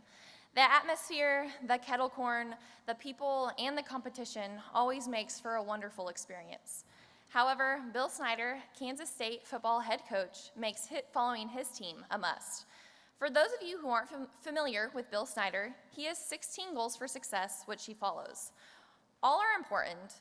The ones that stand out to me are improve, commit, responsibility, and leadership. By having his team buy into these goals, he has led his teams to 202 wins in 24 coaching seasons and has created a culture of young leaders on and off the field. These next chapters have also shown their desire to improve, commit, be responsible, and grow leaders in their communities. Our sponsor for this award is the Landell Corporation, represented by Paula Landell Smith. Madam Secretary, please read the names of the chapters being recognized for their excellence in the Growing Leaders area of the National Chapter Award.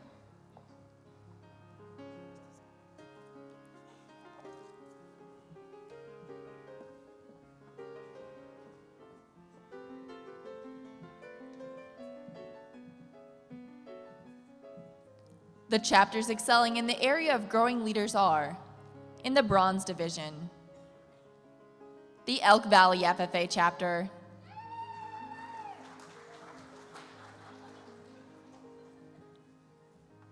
the Marmaton Valley FFA chapter,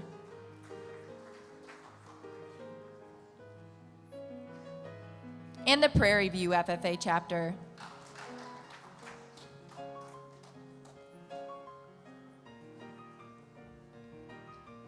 Let's give all the chapters in the Bronze Division a round of applause.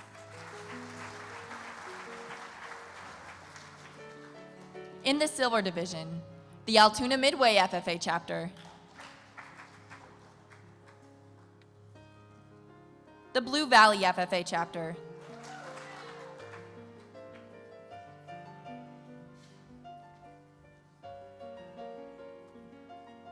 the Caney FFA chapter,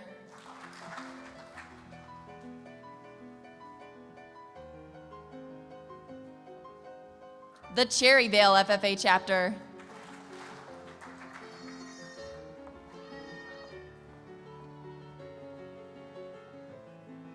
the Clay Center FFA chapter,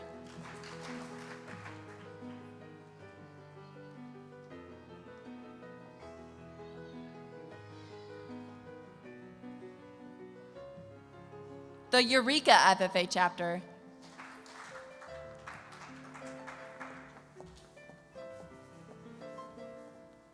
the Fairfield FFA chapter,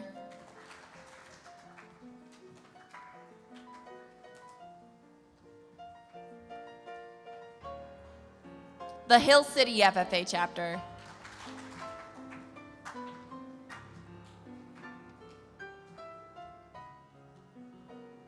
the Jackson Heights FFA chapter,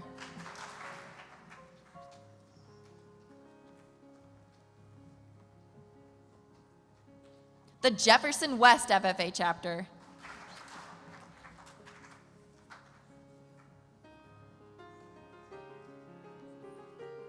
the Marion Florence FFA chapter,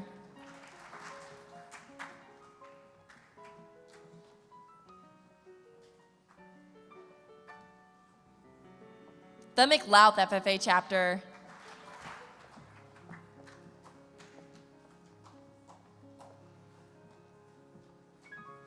the Mission Valley FFA chapter,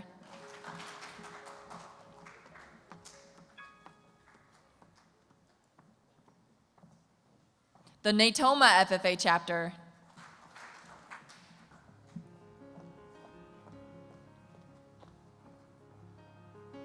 the Ness City FFA chapter,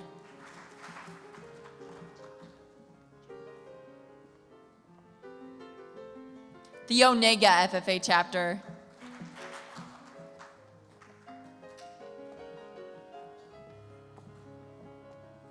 the Rossville FFA chapter,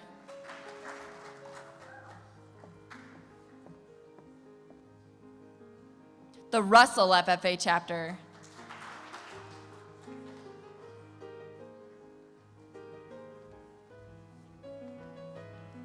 the Sabetha FFA chapter,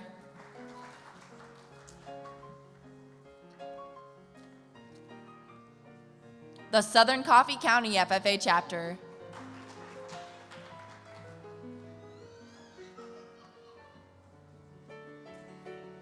The Stanton County FFA Chapter.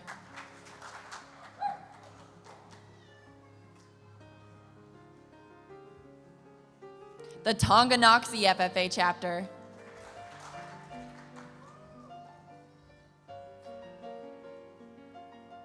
The West Elk FFA Chapter.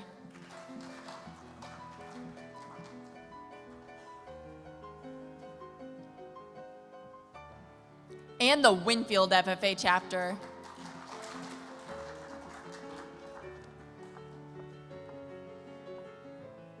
Let's give the chapters in the Silver Division another round of applause.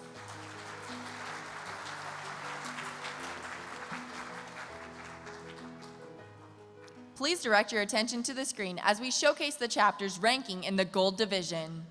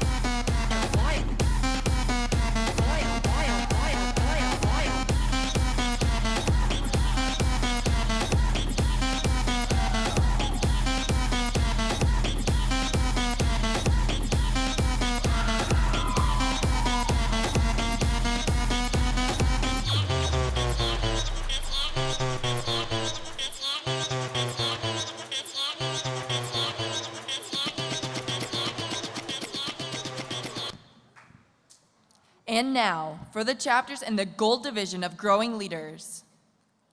In 18th place is the Republic County FFA Chapter.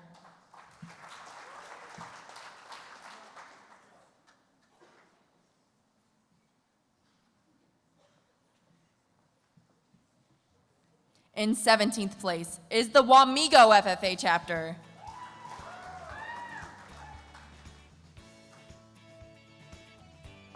In 16th place is the Girard FFA Chapter.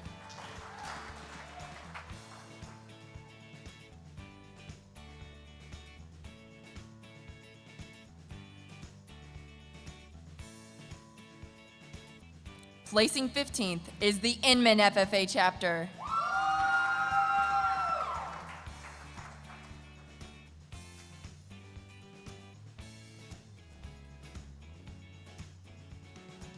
In 14th place is the Southern Lyon County FFA Chapter.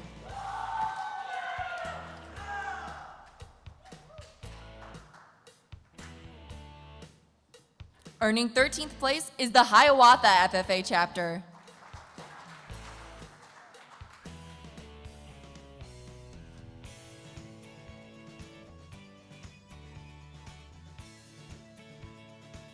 Receiving 12th place honors is the Hugoton FFA Chapter.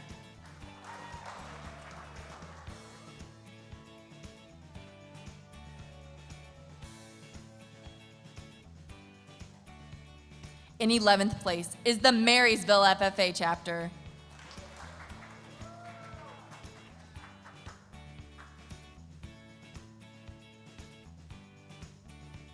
Placing 10th is the Gossel FFA Chapter.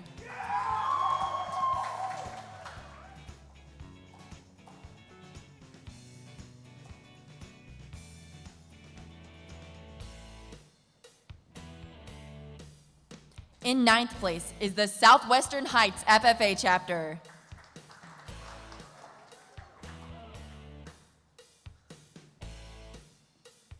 Earning 8th place is the Udall FFA Chapter.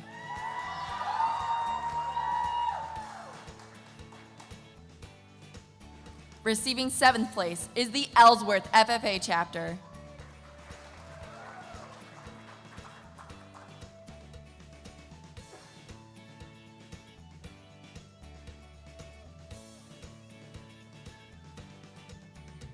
In 6th place is the Royal Valley FFA chapter.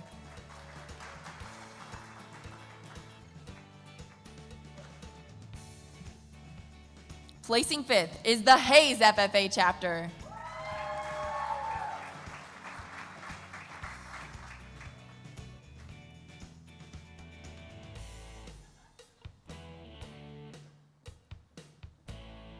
Earning 4th place is the Arkansas City FFA chapter.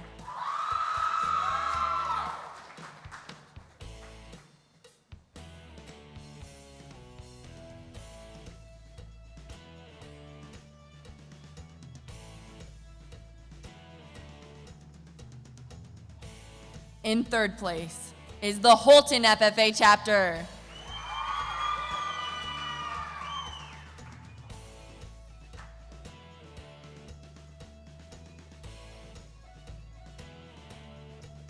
And in 2nd place is the Riverton FFA chapter.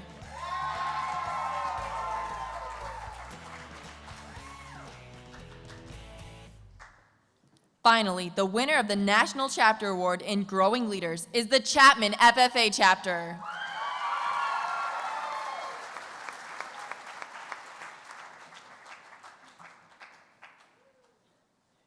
Let's congratulate these chapters again as they exit the stage.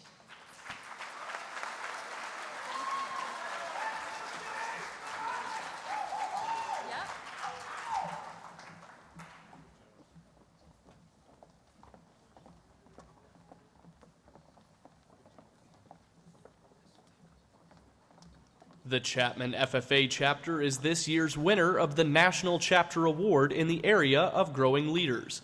Chapman FFA hosted the Agricultural Education Academy, which brought 113 high school and middle school FFA members from 13 chapters in Kansas together to develop communication skills, goal-setting strategies, and agricultural knowledge with the help of past members and business professionals. Chapter members operate Clover Corner Floral, a floral arrangement business for the community. This provides students the opportunity to gain work experience while in the classroom and helps the students interact with the community as they prepare arrangements for holidays and events. Chapman FFA partnered with the school's food service staff to run the school district's annual health fair, with members serving as student ambassadors to help promote active and healthy lifestyles to their peers. Chapman FFA has 151 members, and the advisors are Johanna Reichert and Alex Jost. Congratulations to the Chapman FFA chapter for winning the National Chapter Award in the area of growing leaders.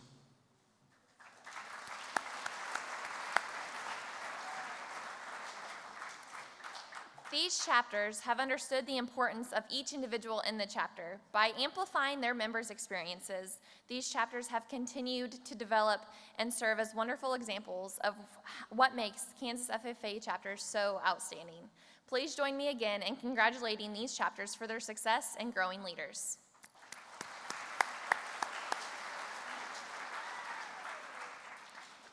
In my high school agricultural education classes, I, like many of you, experienced a wide range of education.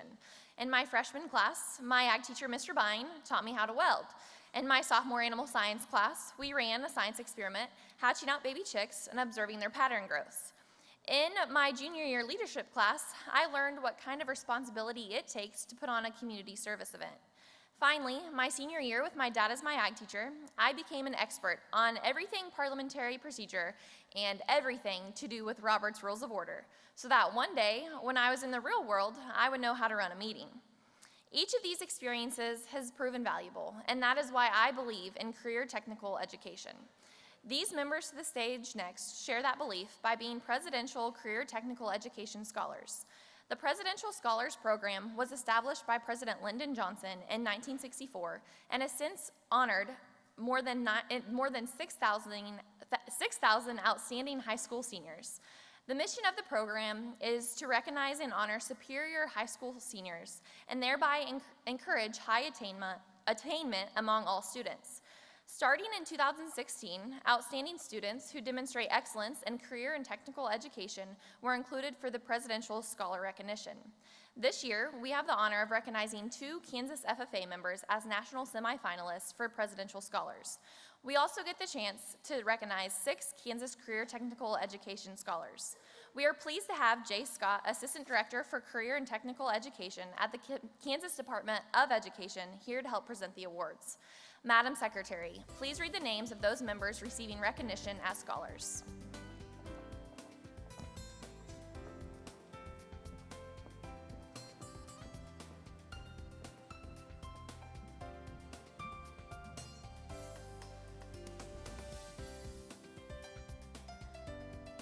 I'm pleased to read the following names as the national semifinalists for Presidential Scholars. Caitlin McLean of the Blue Valley FFA chapter.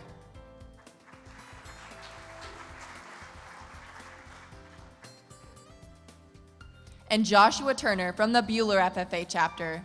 Josh is also being recognized as a Kansas Career and Technical Education Scholar.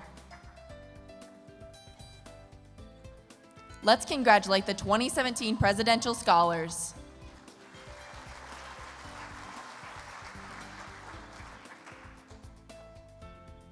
I'm pleased to read the following names as the Kansas Career and Technical Education Scholars.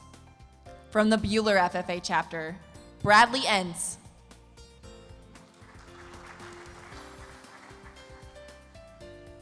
Tyler Miller.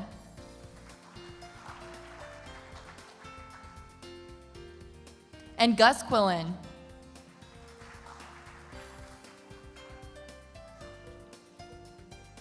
From the Fairfield FFA chapter, Kaylee Giesling.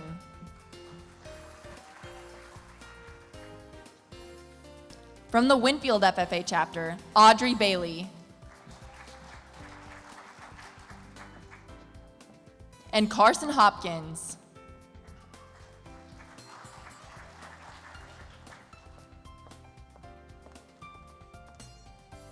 From the Abilene FFA chapter, Riley Sleichter.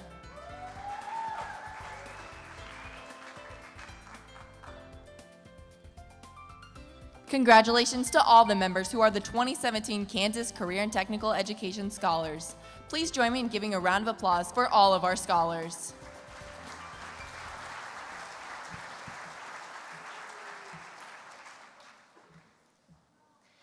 This past fall, while attending Kansas State University, I had the opportunity to take a class called Cultural Anthropology. Although the class began at 8:30 a.m., I never had troubles waking up for it. This class challenged my perspectives and opened my mind to new ideas. The professor, Dr. Michael Wesch, dedicates his time and efforts to making meaningful lessons for his students. Dubbed the prophet of an education revolution by the Kansas City Star, Dr. Wesch is internationally recognized as a leader in teaching innovation. The New York Times listed him as one of the 10 professors in the nation whose courses mess with old models, and added that they give students an experience that might change how they think, what they care about, or even how they live. Dr. Wesch is well known for his digital work. His videos have been viewed over 20 million times, translated in over 20 languages, and are frequently featured at international film festivals and major academic conferences worldwide. Dr. Wesch has won several major awards for his work, including the U.S. Professor of the Year Award from the Carnegie Foundation, the Wired Magazine Rave Award, and he was named the Emerging Explorer by National Geographic. It is my honor to present to you Dr. Michael Wesch as he shares his unique experiences.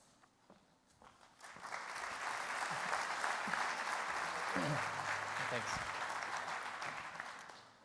Good afternoon. So I'm an anthropologist, and that means I study all humans in all times, in all places. And our real job is to really immerse ourselves in the lives of people very different from us. And so these are some of my friends in New Guinea. This is a picture of me with my friends in New Guinea, and I won't keep that up there very long because it's probably not appropriate. But when I started teaching here at Kansas State, at first, everything was really good. You know, I was in my late 20s, and I felt really connected to the students. I wasn't that different from the students. But as I got older, I started to feel more disconnected, and I felt like I really needed to immerse myself back in the lives of these students to really understand them. And so I was teaching these big classes, and I thought it was really hard to connect with students in these big classes. So instead, I started having open lunch. And at open lunch, there was only one rule, and the rule was no small talk. we would do nothing, we would do no small talk, just big talk. We'd just get right into the really big questions of life. And I was really amazed to find that these students were really wrestling with some really big questions. Like questions like, who am I? What am I going to do? Am I going to make it? Just to give you some sense of what these students were going through, I remember one student, she told me about a time when she was 8 years old, and she was sitting in the back seat of her parents' car, and her parents were doing math flashcards with her and her little brother, who was 6. And her 6-year-old brother was beating her on all the cards. And she remembers this voice coming into her head at that time saying, "You're not smart."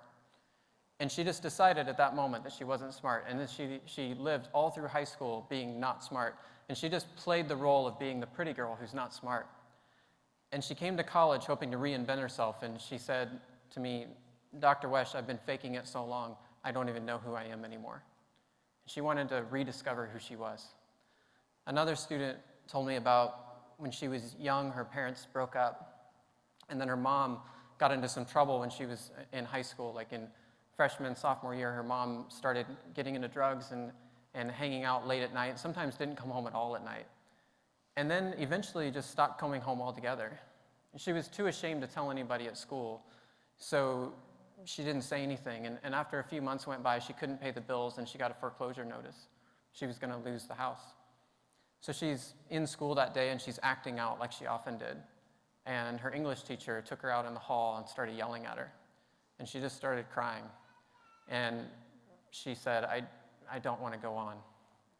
And this English teacher then took the time to hear her story.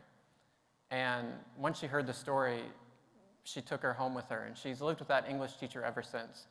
She graduated valedictorian. And then she was sitting in my class as an accounting major. But she hates accounting. She's an accounting major because it's safe. She thinks, I'll never be homeless again. I'll never have to worry about these bills again. But she's really wondering if she can hang with accounting. She doesn't like it. She's wondering if she's going to make it. And then finally, there's one student who was just so good. Like, he was just good at everything.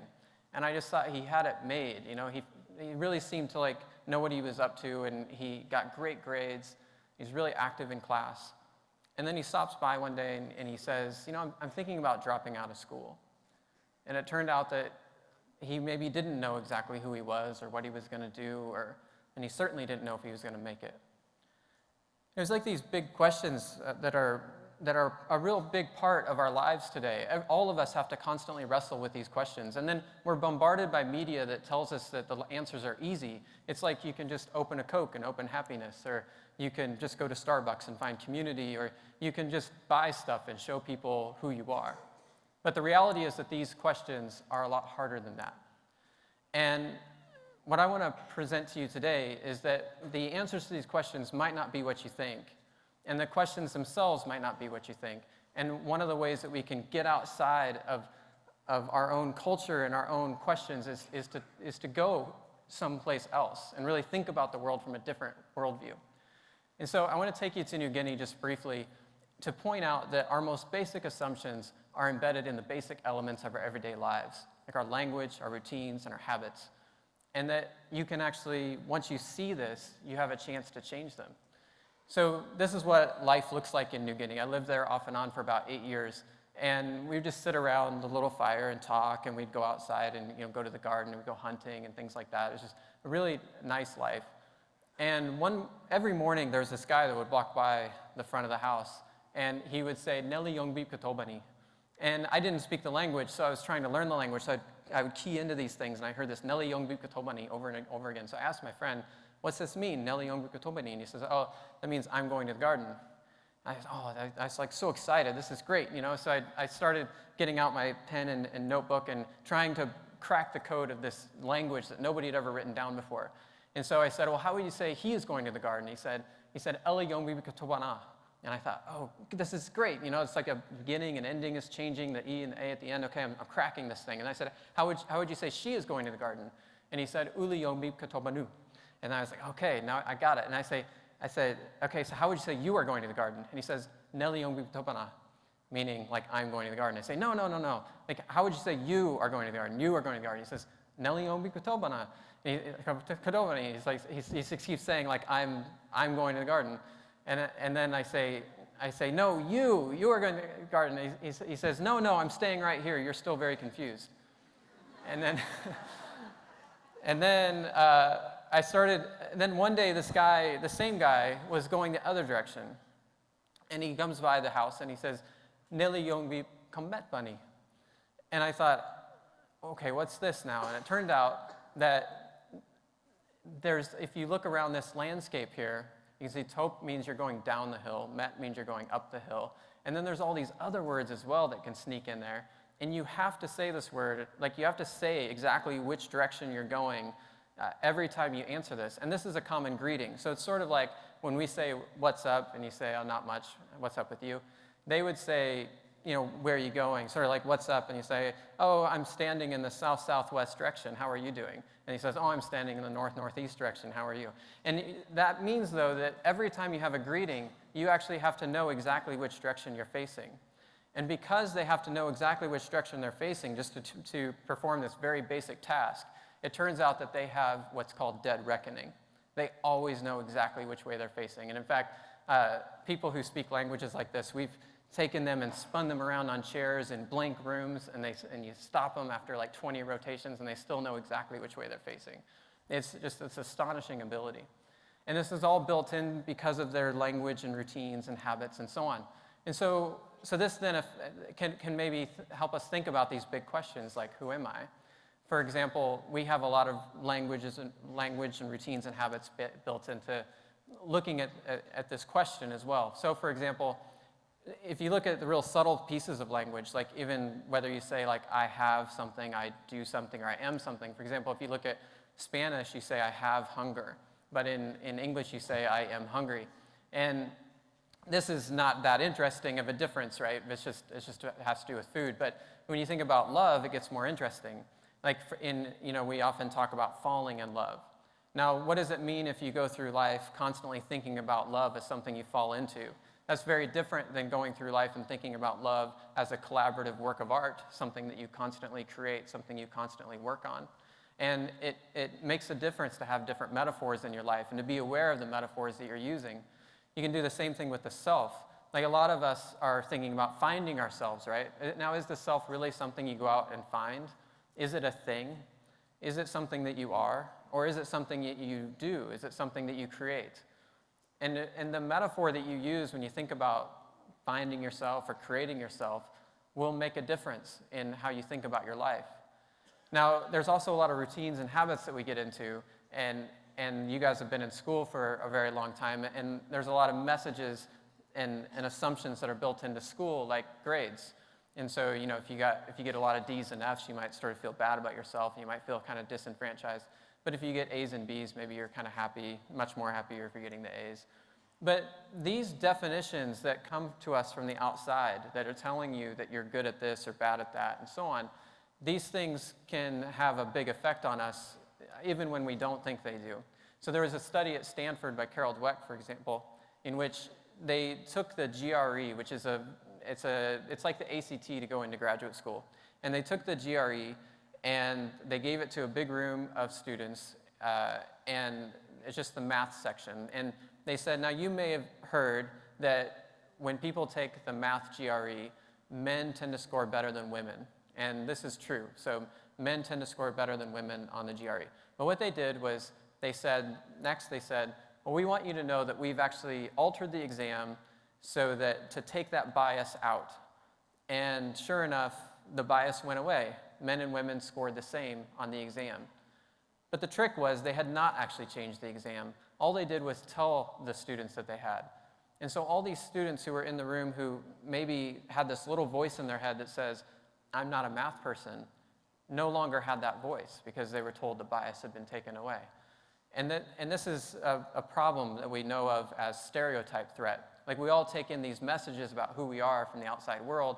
They become part of our inner image, and then they affect us when we're under stress. So we're taking a math exam, and maybe you have to hang with that question for 20, 30 seconds to finally get it. But if there's a little voice in your head at second 15 that says, I'm not a math person, and you go on to the next one, you don't get it right. This is also true in athletics as well. There was a study of mini golf by Jay Stone out in Arizona, in which he set up a miniature golf course, and he told the people who came to play on the first day, he said, this course is specially designed to measure your ability to see geometry. It has nothing to do with your athletic skills. And white students outperform black students. Then the next day, he has the same exact course, but this time he says, this course is designed to measure your raw athletic ability. It has nothing to do with anything else. And the black students outperform the white students. This is a sign that we have these messages that influence us. And these messages can be very powerful. They can trap us. So another study was about this thing here that either is or might be a dog chew toy. And the is or might be is the key piece of this. So when they did this study, they had the experimenter, they had all these students come into the experimenter's room. The experimenter told them a story and was writing on the whiteboard. And as the people came in, the experimenter was instructed to say, this is a dog chew toy, or it might be a dog chew toy. And when they said it is a dog chew toy, at the end of the experiment, when they had to erase the whiteboard, there was no eraser. And the students who heard that it is a dog chew toy never thought to pick this thing up and use it as an eraser. Whereas the students who were told it might be a dog chew toy thought, well, it might also be an eraser, and they picked it up and used it as an eraser. This is sometimes called the trap of categories.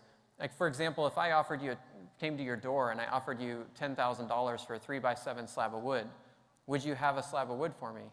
You're actually standing by a 3x7 slab of wood, assuming your door is wooden. But when you think of it as a door, it disappears as anything else. And this trap of categories is pretty dangerous because when we start categorizing ourselves, we can actually trap ourselves in these categories as well. And this is what's called a fixed mindset. So the fixed mindset, you have this idea that who you are is static and your intelligence is static. Whereas with the growth mindset, you understand that growth happens, that intelligence can be developed. So a fixed mindset, it leads to having a desire just to look good all the time. And so you avoid challenges, you give up on obstacles. Whereas if you have a growth mindset, you embrace challenges and you persist through obstacles. With a fixed mindset, you see effort as fruitless, or worse, because if you try really hard and then you still fail, it just means you're not smart enough or you're not good enough. You take criticism and you just ignore it because it's a reflection of who you are. And you look at the success of others and you feel threatened by it. Whereas with the growth mindset, you see effort as a path to mastery. You learn from criticism and you find lessons and inspiration in the success of others. Now, once you have this growth mindset, you can actually see things in yourself that maybe you hadn't seen before. You might actually notice that your greatest strength comes from your greatest weakness. There's a great story that I think really illustrates this. It's the story of Jillian Lynn, who was very hyperactive as a little kid, just couldn't sit still, and for that reason was not successful in school. And her teachers would go to her parents and say, you should have her checked out. Something's not quite right. So her mom took her to the doctor, and the doctor examined her and then left the room. And as he left the room, he turned the radio on. And Jillian just started being Jillian. She started bouncing off the walls like she always did. She just could not sit still. And he goes down the hall, and he grabs the mom, and they come back, and they look through the window together. And Jillian's in there just, dancing everywhere, bouncing off the walls. And he says, Miss Lynn, your daughter is not sick. She's a dancer.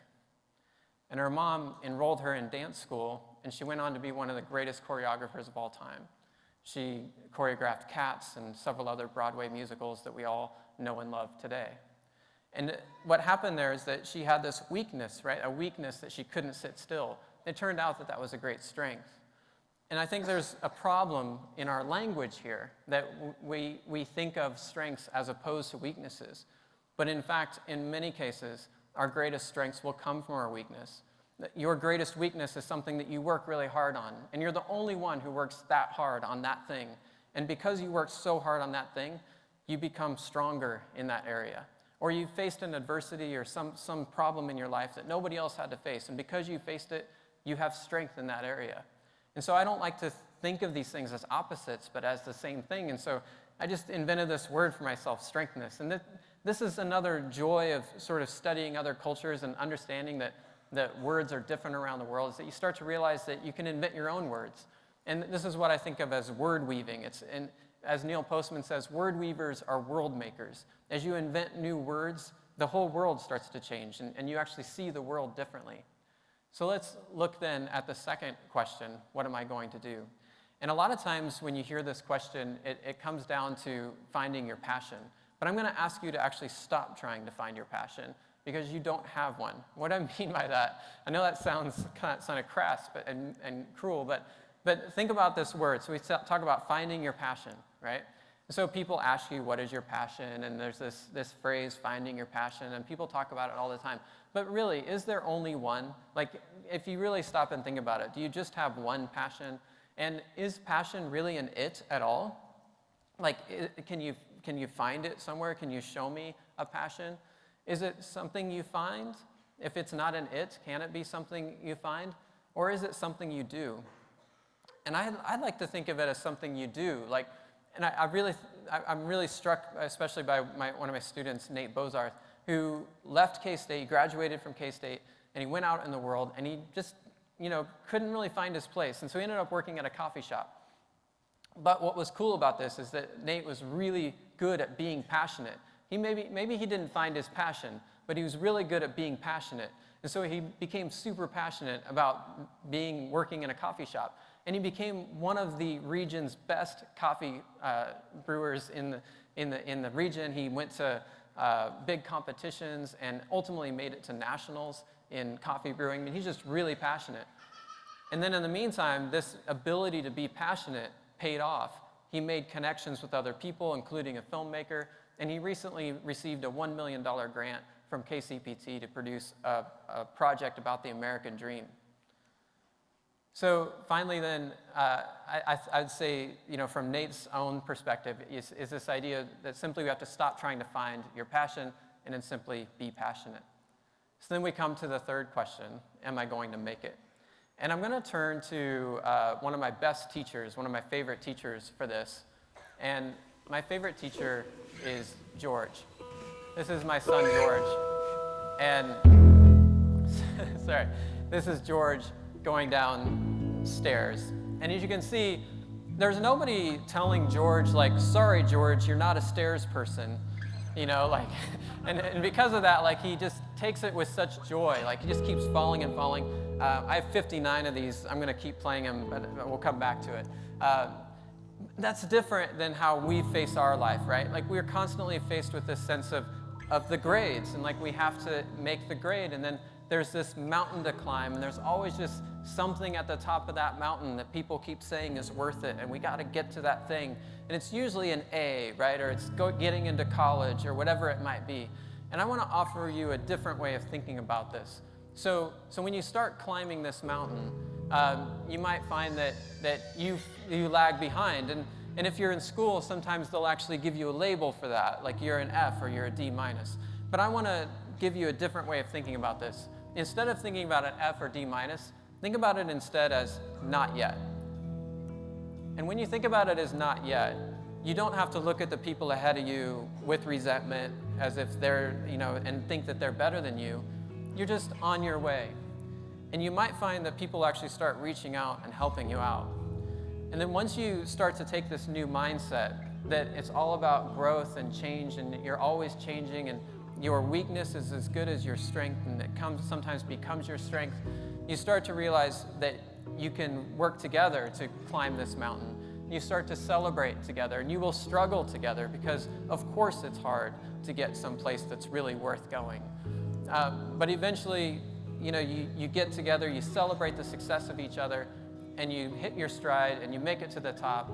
And this is when you realize that maybe this final project, this place where you were going, is maybe not so final at all, and that the real project is you. And that's what's worth it. So if you go back to that 8-year-old girl, this is a girl who realized that her failings were just temporary, that she had many more steps in life to take.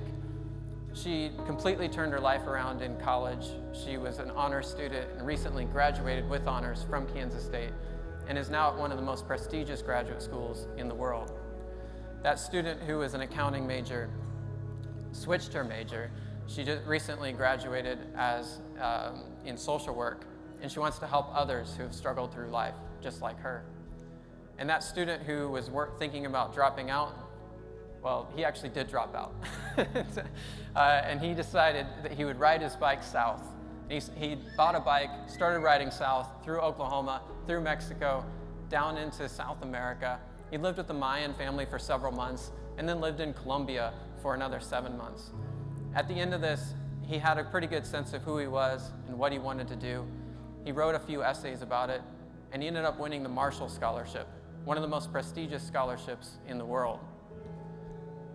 And of course, George reminds us that there's always going to be adversity, but there's also always a reason to get back up. And if you can just take this simple advice, right, that it's not going to come easy, but eventually you will get there. And the beauty of this is that there's always just that next step, and only you can take that step. And here's George now. So it's a constant reminder that growth is real, and that we just have to be in the moment, take that next step. Thank you.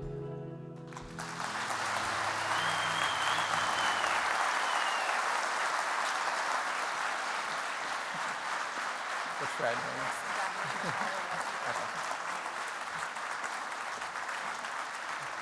Oh, stay here. Dr. Wesch, thank you for sharing such insightful thoughts with us this afternoon. When I took your class in the fall, it definitely opened my eyes to a lot of new perspectives, and I'm sure that a lot of people in the audience just experienced the same thing. Thank you for being a lifelong learner and educator. On behalf of the Kansas FFA Association, I'd like to present you with this gift to show our appreciation for your time spent with us. All right. Thank you. We lead the change we want to see with our grit, honor, and integrity. We turn purpose into action, catalyst that sparks a reaction. Transforming our world, we are the leaders of change. It starts inside as a passion that drives. Transforming our world, we are the leaders of change. It starts inside as a passion that drives. So transform FFA. Transform FFA. In January, I had the opportunity to visit the Renwick Agricultural Program in Andale and Garden Plains. During the day, I interacted with potential agricultural education students, and in the evening, I attended the parent meeting. Members of the Buhler, Inman, Mays, and Udall FFA chapters also attended to give insight on what being involved in agricultural education and FFA has done in their lives. During the parent meeting, the members were asked to answer several questions. Each one of their answers truly embodied what being an FFA member is all about. They were filled with passion, care, and a servant's heart, and a genuine desire to improve themselves. I was blown away and humbled by these members as they shared their stories with the parents of the Renwick program. The Kansas FFA Association is made up of incredible students, and that is why I'm not surprised that we have the opportunity to honor so many of them today.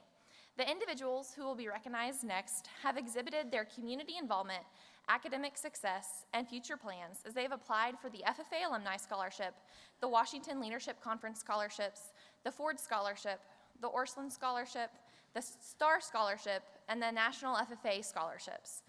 Madam Secretary, please read the names of the students who will be receiving these scholarships.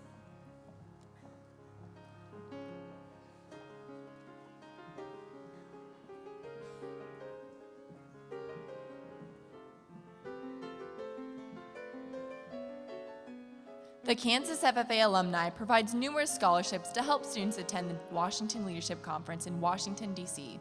We're pleased to have Mr. Matt Baxter here to present these awards. This year's WLC scholarship recipients are Lindsay Anderson from the Chapman FFA chapter, Megan Groff of the Chapman FFA chapter, Tanner Madrano of the Chapman FFA chapter,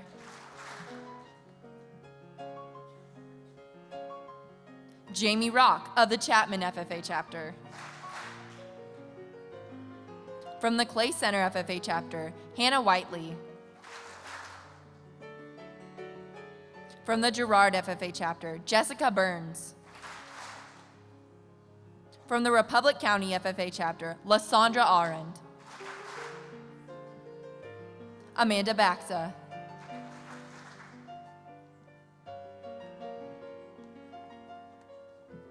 And JC Blazik.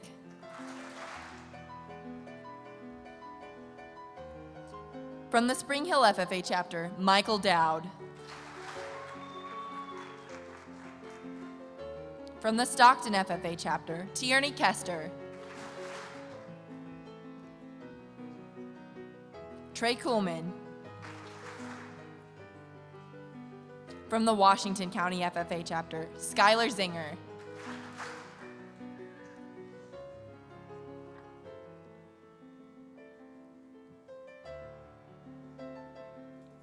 Please join me in giving these Kansas FFA Alumni Scholarship recipients a round of applause.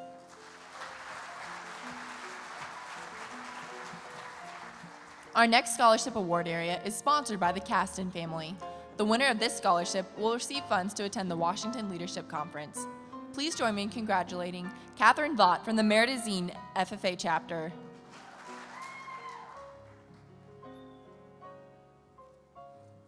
Our next scholarship award area is sponsored by FFA Week donations. The winners of this scholarship are provided funds to attend the WLC conference.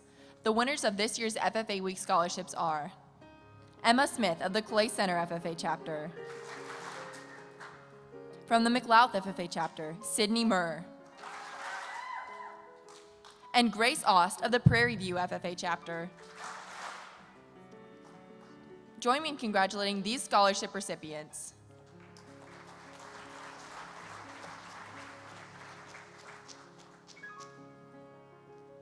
Our next scholarship award area is sponsored by the Lenning family.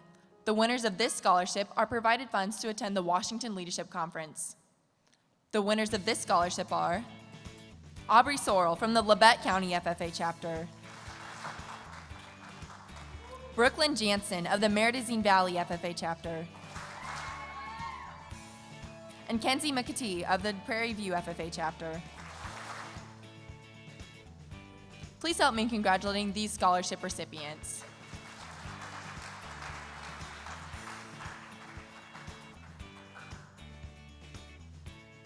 Our next scholarship award area is sponsored by Rick Mailer and Bonnie Coley Mailer.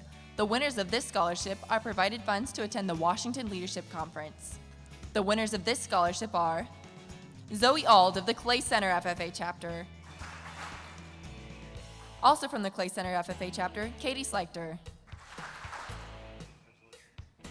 Abby Goins of the Labette County FFA chapter. Emma Jolly of the McLouth FFA chapter. And Miranda Deppenbush of the Udall FFA chapter. Please join me in congratulating these scholarship winners.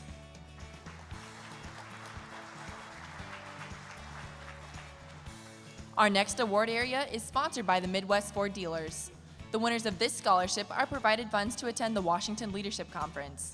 The winners of this year's Midwest Ford Dealers WLC scholarships are Hunter Smith from the Chaparral FFA chapter, Caitlin Kramer of the Clay Center FFA chapter, Matthew Davidson of the Clay Center FFA chapter, from the Marysville FFA chapter, Michaela Forst,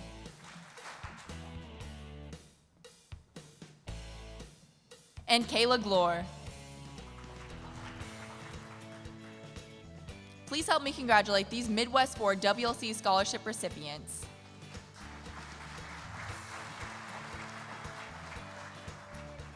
The Orscheln Farm and Home Stores of Kansas are also helping our FFA members with their education.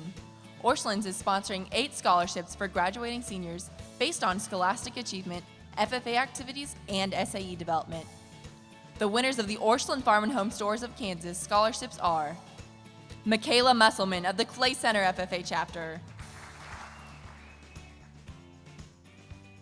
from the Clifton Clyde FFA chapter, Eli Oldie, From the Girard FFA chapter, Kaylee Ebert.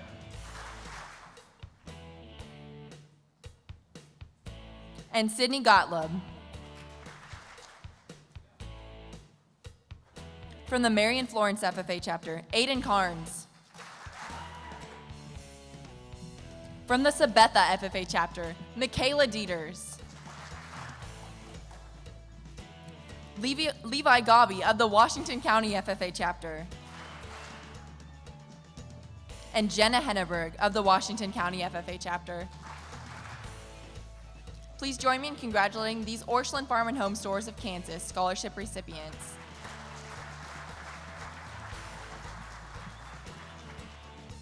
Ford Trucks is proud to award the Ford Trucks Built Ford Tough scholarships to Kansas FFA members. The recipients of the Ford Trucks Built Ford Tough FFA scholarships are Hannah Turner of the Ottawa FFA chapter, Katie Leibarger of the Anderson County FFA chapter, from the Central Heights FFA chapter, Dalton Reamer, Miranda Golden of the Crest FFA chapter, Alex Rogers of the Paola FFA chapter, from the Beloit FFA chapter, Brooke Vetter, from the Spring Hill FFA chapter, Connor Heck, from the Jayhawk Lynn FFA chapter, Quentin Umfenauer, from the Prairie View FFA chapter, Taylor McAdie,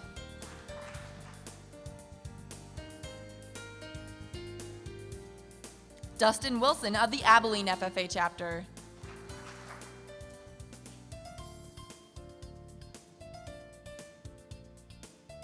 from the Center FFA chapter, Dylan Dines,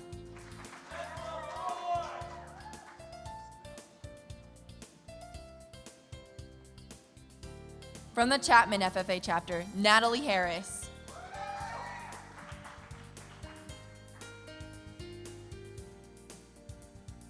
from the Clay Center FFA chapter, Taylor Mall,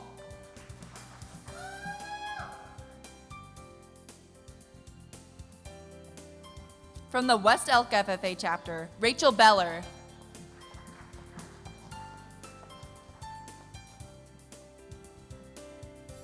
from the Mission Valley FFA chapter, Rebecca Kane,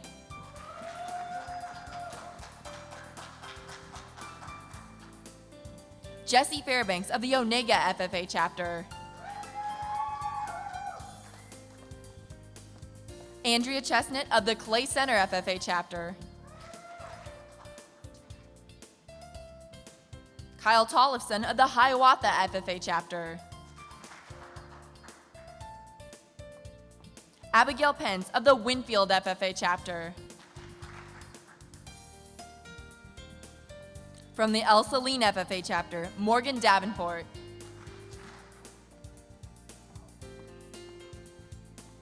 from the El Saline FFA chapter, Megan Northcutt,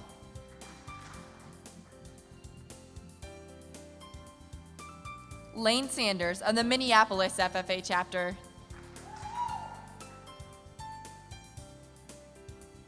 from the Lewisburg FFA chapter, Madeline Yalowitz,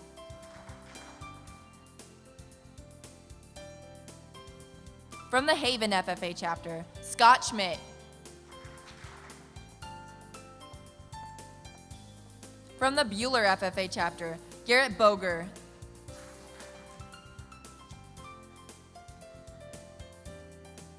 Josh Turner of the Bueller FFA chapter,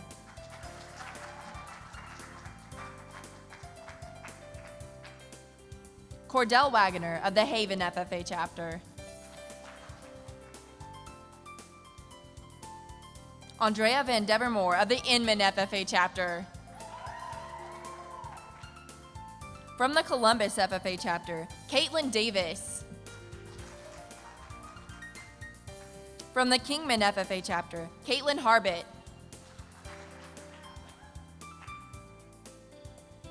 from the Spring Hill FFA chapter, Jamie Cannon Oliver,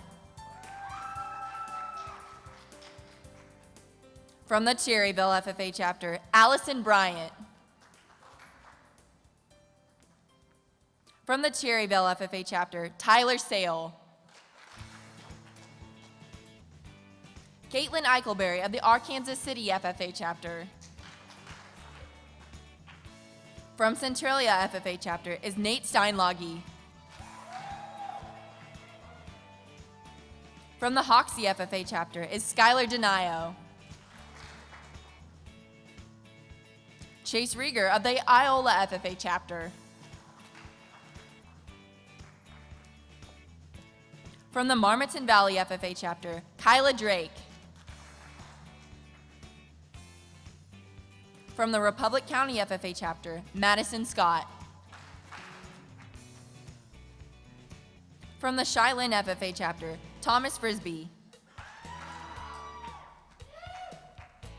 From the St. Francis FFA chapter, Ryan Grover.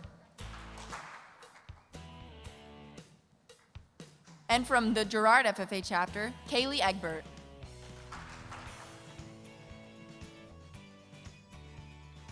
Please congratulate these winners of the Ford Trucks Built Ford Tough FFA scholarships.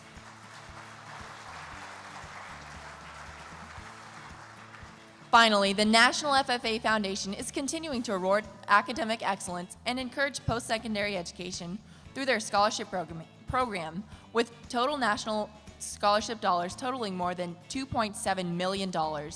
This year, 122 Kansas FFA members from 78 different chapters received a total of $1,560 in scholarships from the National FFA Foundation. The recipients will receive scholarships ranging from $1,000 to $5,000 for education at 2-year or 4-year institutions. Winners of the National FFA Foundation scholarships are: from the Abilene FFA chapter, Madison Andrus, Riley Sleichter,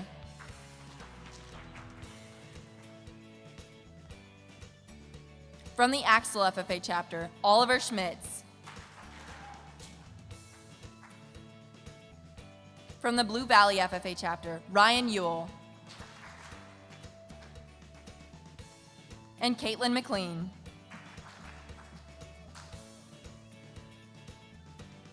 From the Central Heights FFA chapter, Megan Davis, Taylor Lexow of the Chapman FFA chapter. Also from Chapman FFA chapter is Kyanna Volkman. From the Cherryville FFA chapter, Jacob Wagner. From the Cheyenne FFA chapter, Reese Leonard. From the Clay Center FFA chapter, Michaela Musselman. From the Clifton Clyde FFA chapter is Cordell Sir. Also from the Clifton Clyde FFA chapter is Eli Oldie. From the Emporia FFA chapter, Delaney Dold. From the Fredonia FFA chapter, Brianne Nelson.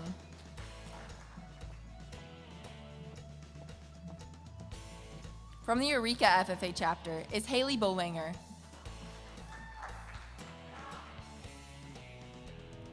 From the Garden City FFA chapter is Carl Larson.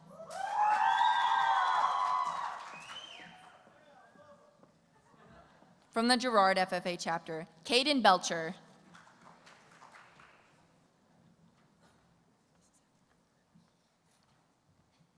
Sydney Gottlieb of the Girard FFA chapter. Wyatt Schmidt of the Greeley County FFA chapter. Alec Royer of the Haven FFA chapter. Marie Revelis of the Hayes FFA chapter. From the Holton FFA chapter, Alexandra Clark. And Tel Whitmer. From the Jackson Heights FFA chapter, Caleb King. John Kennedy. From the Jefferson West FFA chapter, Nathan Buss. From the Kingman FFA chapter, Drew Crable. Bryn O'Meara of the Lewisburg FFA chapter. Also from the Lewisburg FFA chapter, Ella Katzer.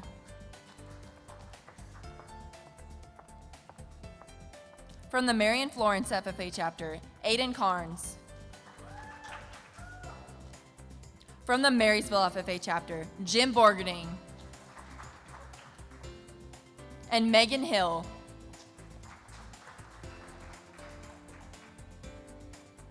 From the Mission Valley FFA chapter, Bailey Hiddle.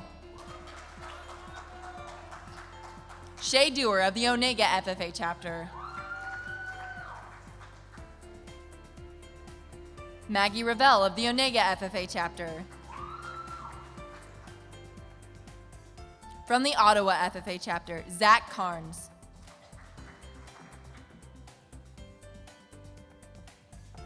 From the Pretty Prairie FFA chapter, Wyatt Crable.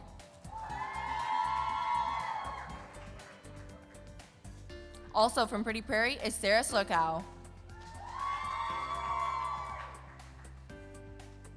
From the Republic County FFA chapter, Christian Tipton. From the Riley County FFA chapter, Rachel Peterson. From the Rock Creek FFA chapter, Kale Henriksen. Grace Wilcox. From the Royal Valley FFA chapter, Lucas Brocksterman. And Jordan Cox. From the Smith Center FFA chapter, Jaden Meyer. From the Southwestern Heights FFA chapter, Noli Sains. From the South Central FFA chapter, Garrett Girk. From the Udall FFA chapter, Sarah Patterson. From the Uniontown FFA chapter, Colt Sutterby. From the Wabunsie FFA chapter, Cooper Imthern. From the Wamego FFA chapter, Peyton Freeman. From the Washburn Rural FFA chapter, Elaine LaRoche. From the Washington County FFA chapter, Levi Gobby. Jenna Hennerberg. And Christopher Wright.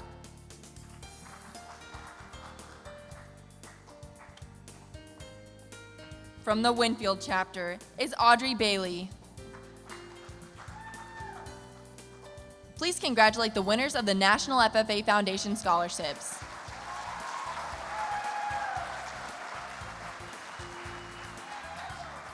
Join me in one final round of applause for all of our 2017 scholarship winners.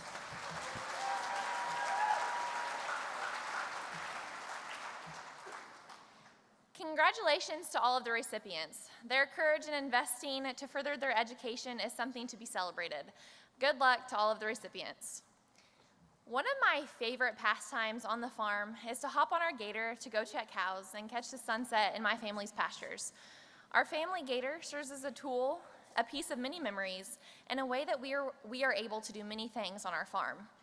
This afternoon, one member will get the opportunity to take their own gator home to be using it for their own needs. Students who compete in the state FFA degree, Agri-Science Fair, American degree, and proficiency application are entered in the gator giveaway drawing. As an added bonus, if they are a state winner, their name gets added twice. But before we find out who will be in the running for the gator, we must first recognize the sponsor who have made this gator drawing possible. Please join me in thanking Carico Implement, Landmark Implement, CTI John Deere, Heritage Tractor, Prairie Land Partners, and John Deere Ag and Turf for their support of our members.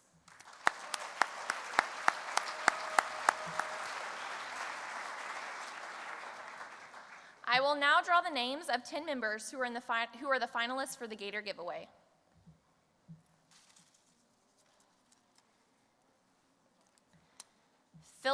Simmons from the Doniphan West FFA chapter.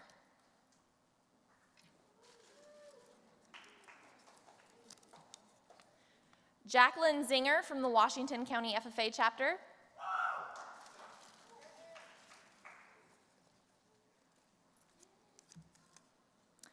Alyssa Burkholder from the Gospel FFA chapter.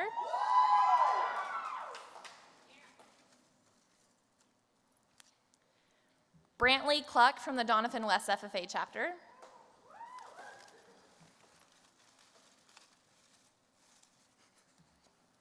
Skylar Denio from the Hoxie FFA chapter.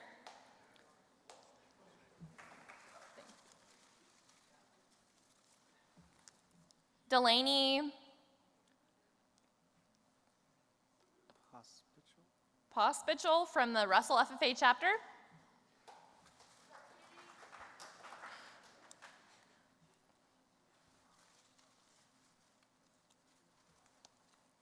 Sam Chambers from the Prairie View FFA chapter.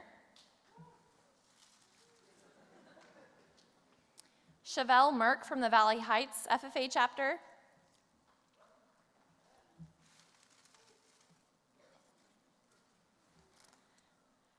Roman Lindstrom from the Hugoton FFA chapter. And Bailey Bronner from the Haven FFA chapter. Congratulations to all of our Gator finalists. Finalists must be present for the 6th session to be eligible for the final drawing. Finalists should check in backstage before the end of the state degree presentation in the 6th session. It has been my honor to share with you this 3rd session of the 89th Kansas FFA Convention. As we wrap up this session, I am again humbled by the incredible individuals we have representing the Blue Jacket and by the people who support our organization. We each saw how making courageous decisions can lead to really impactful experiences. Thank you each for being courageous with me.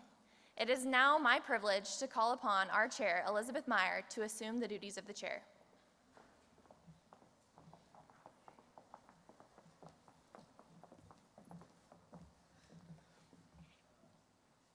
Madam Secretary, do you have a record of any further business which should now be transacted? Yes, I do, Madam President. Please join us for the ice cream social immediately following this session just outside McCain Auditorium. Delegates, the Meet the Candidates session in the Alumni Center Ballroom begins at 4:30 p.m. It's a vital part of the delegate process and will help you during the state officer selection process. Remember, tonight at 6 o'clock, the State FFA Band and Chorus will be making their debut. We encourage everyone to attend. Finally, the 4th session of the 89th Kansas FFA Convention will start tonight at 7 p.m. During this session, we will hear the retiring address of your Kansas FFA Treasurer, Caitlin Bonenblust, recognize our public speaking leadership development event winners, and listen to our keynote speaker, Melvin Adams.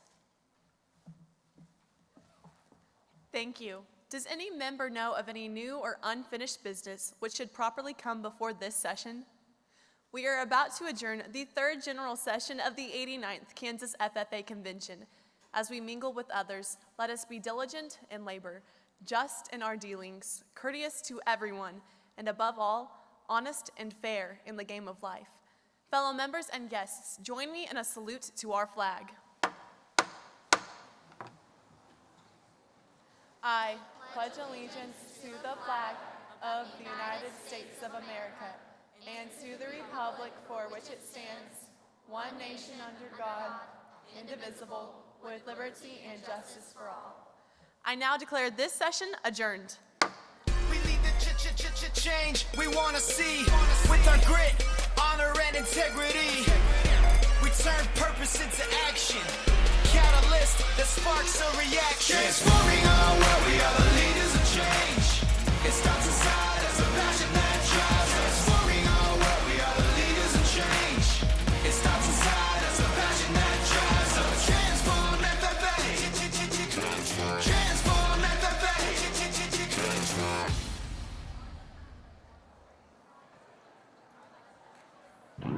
Hard to take the days you just can't catch your breath.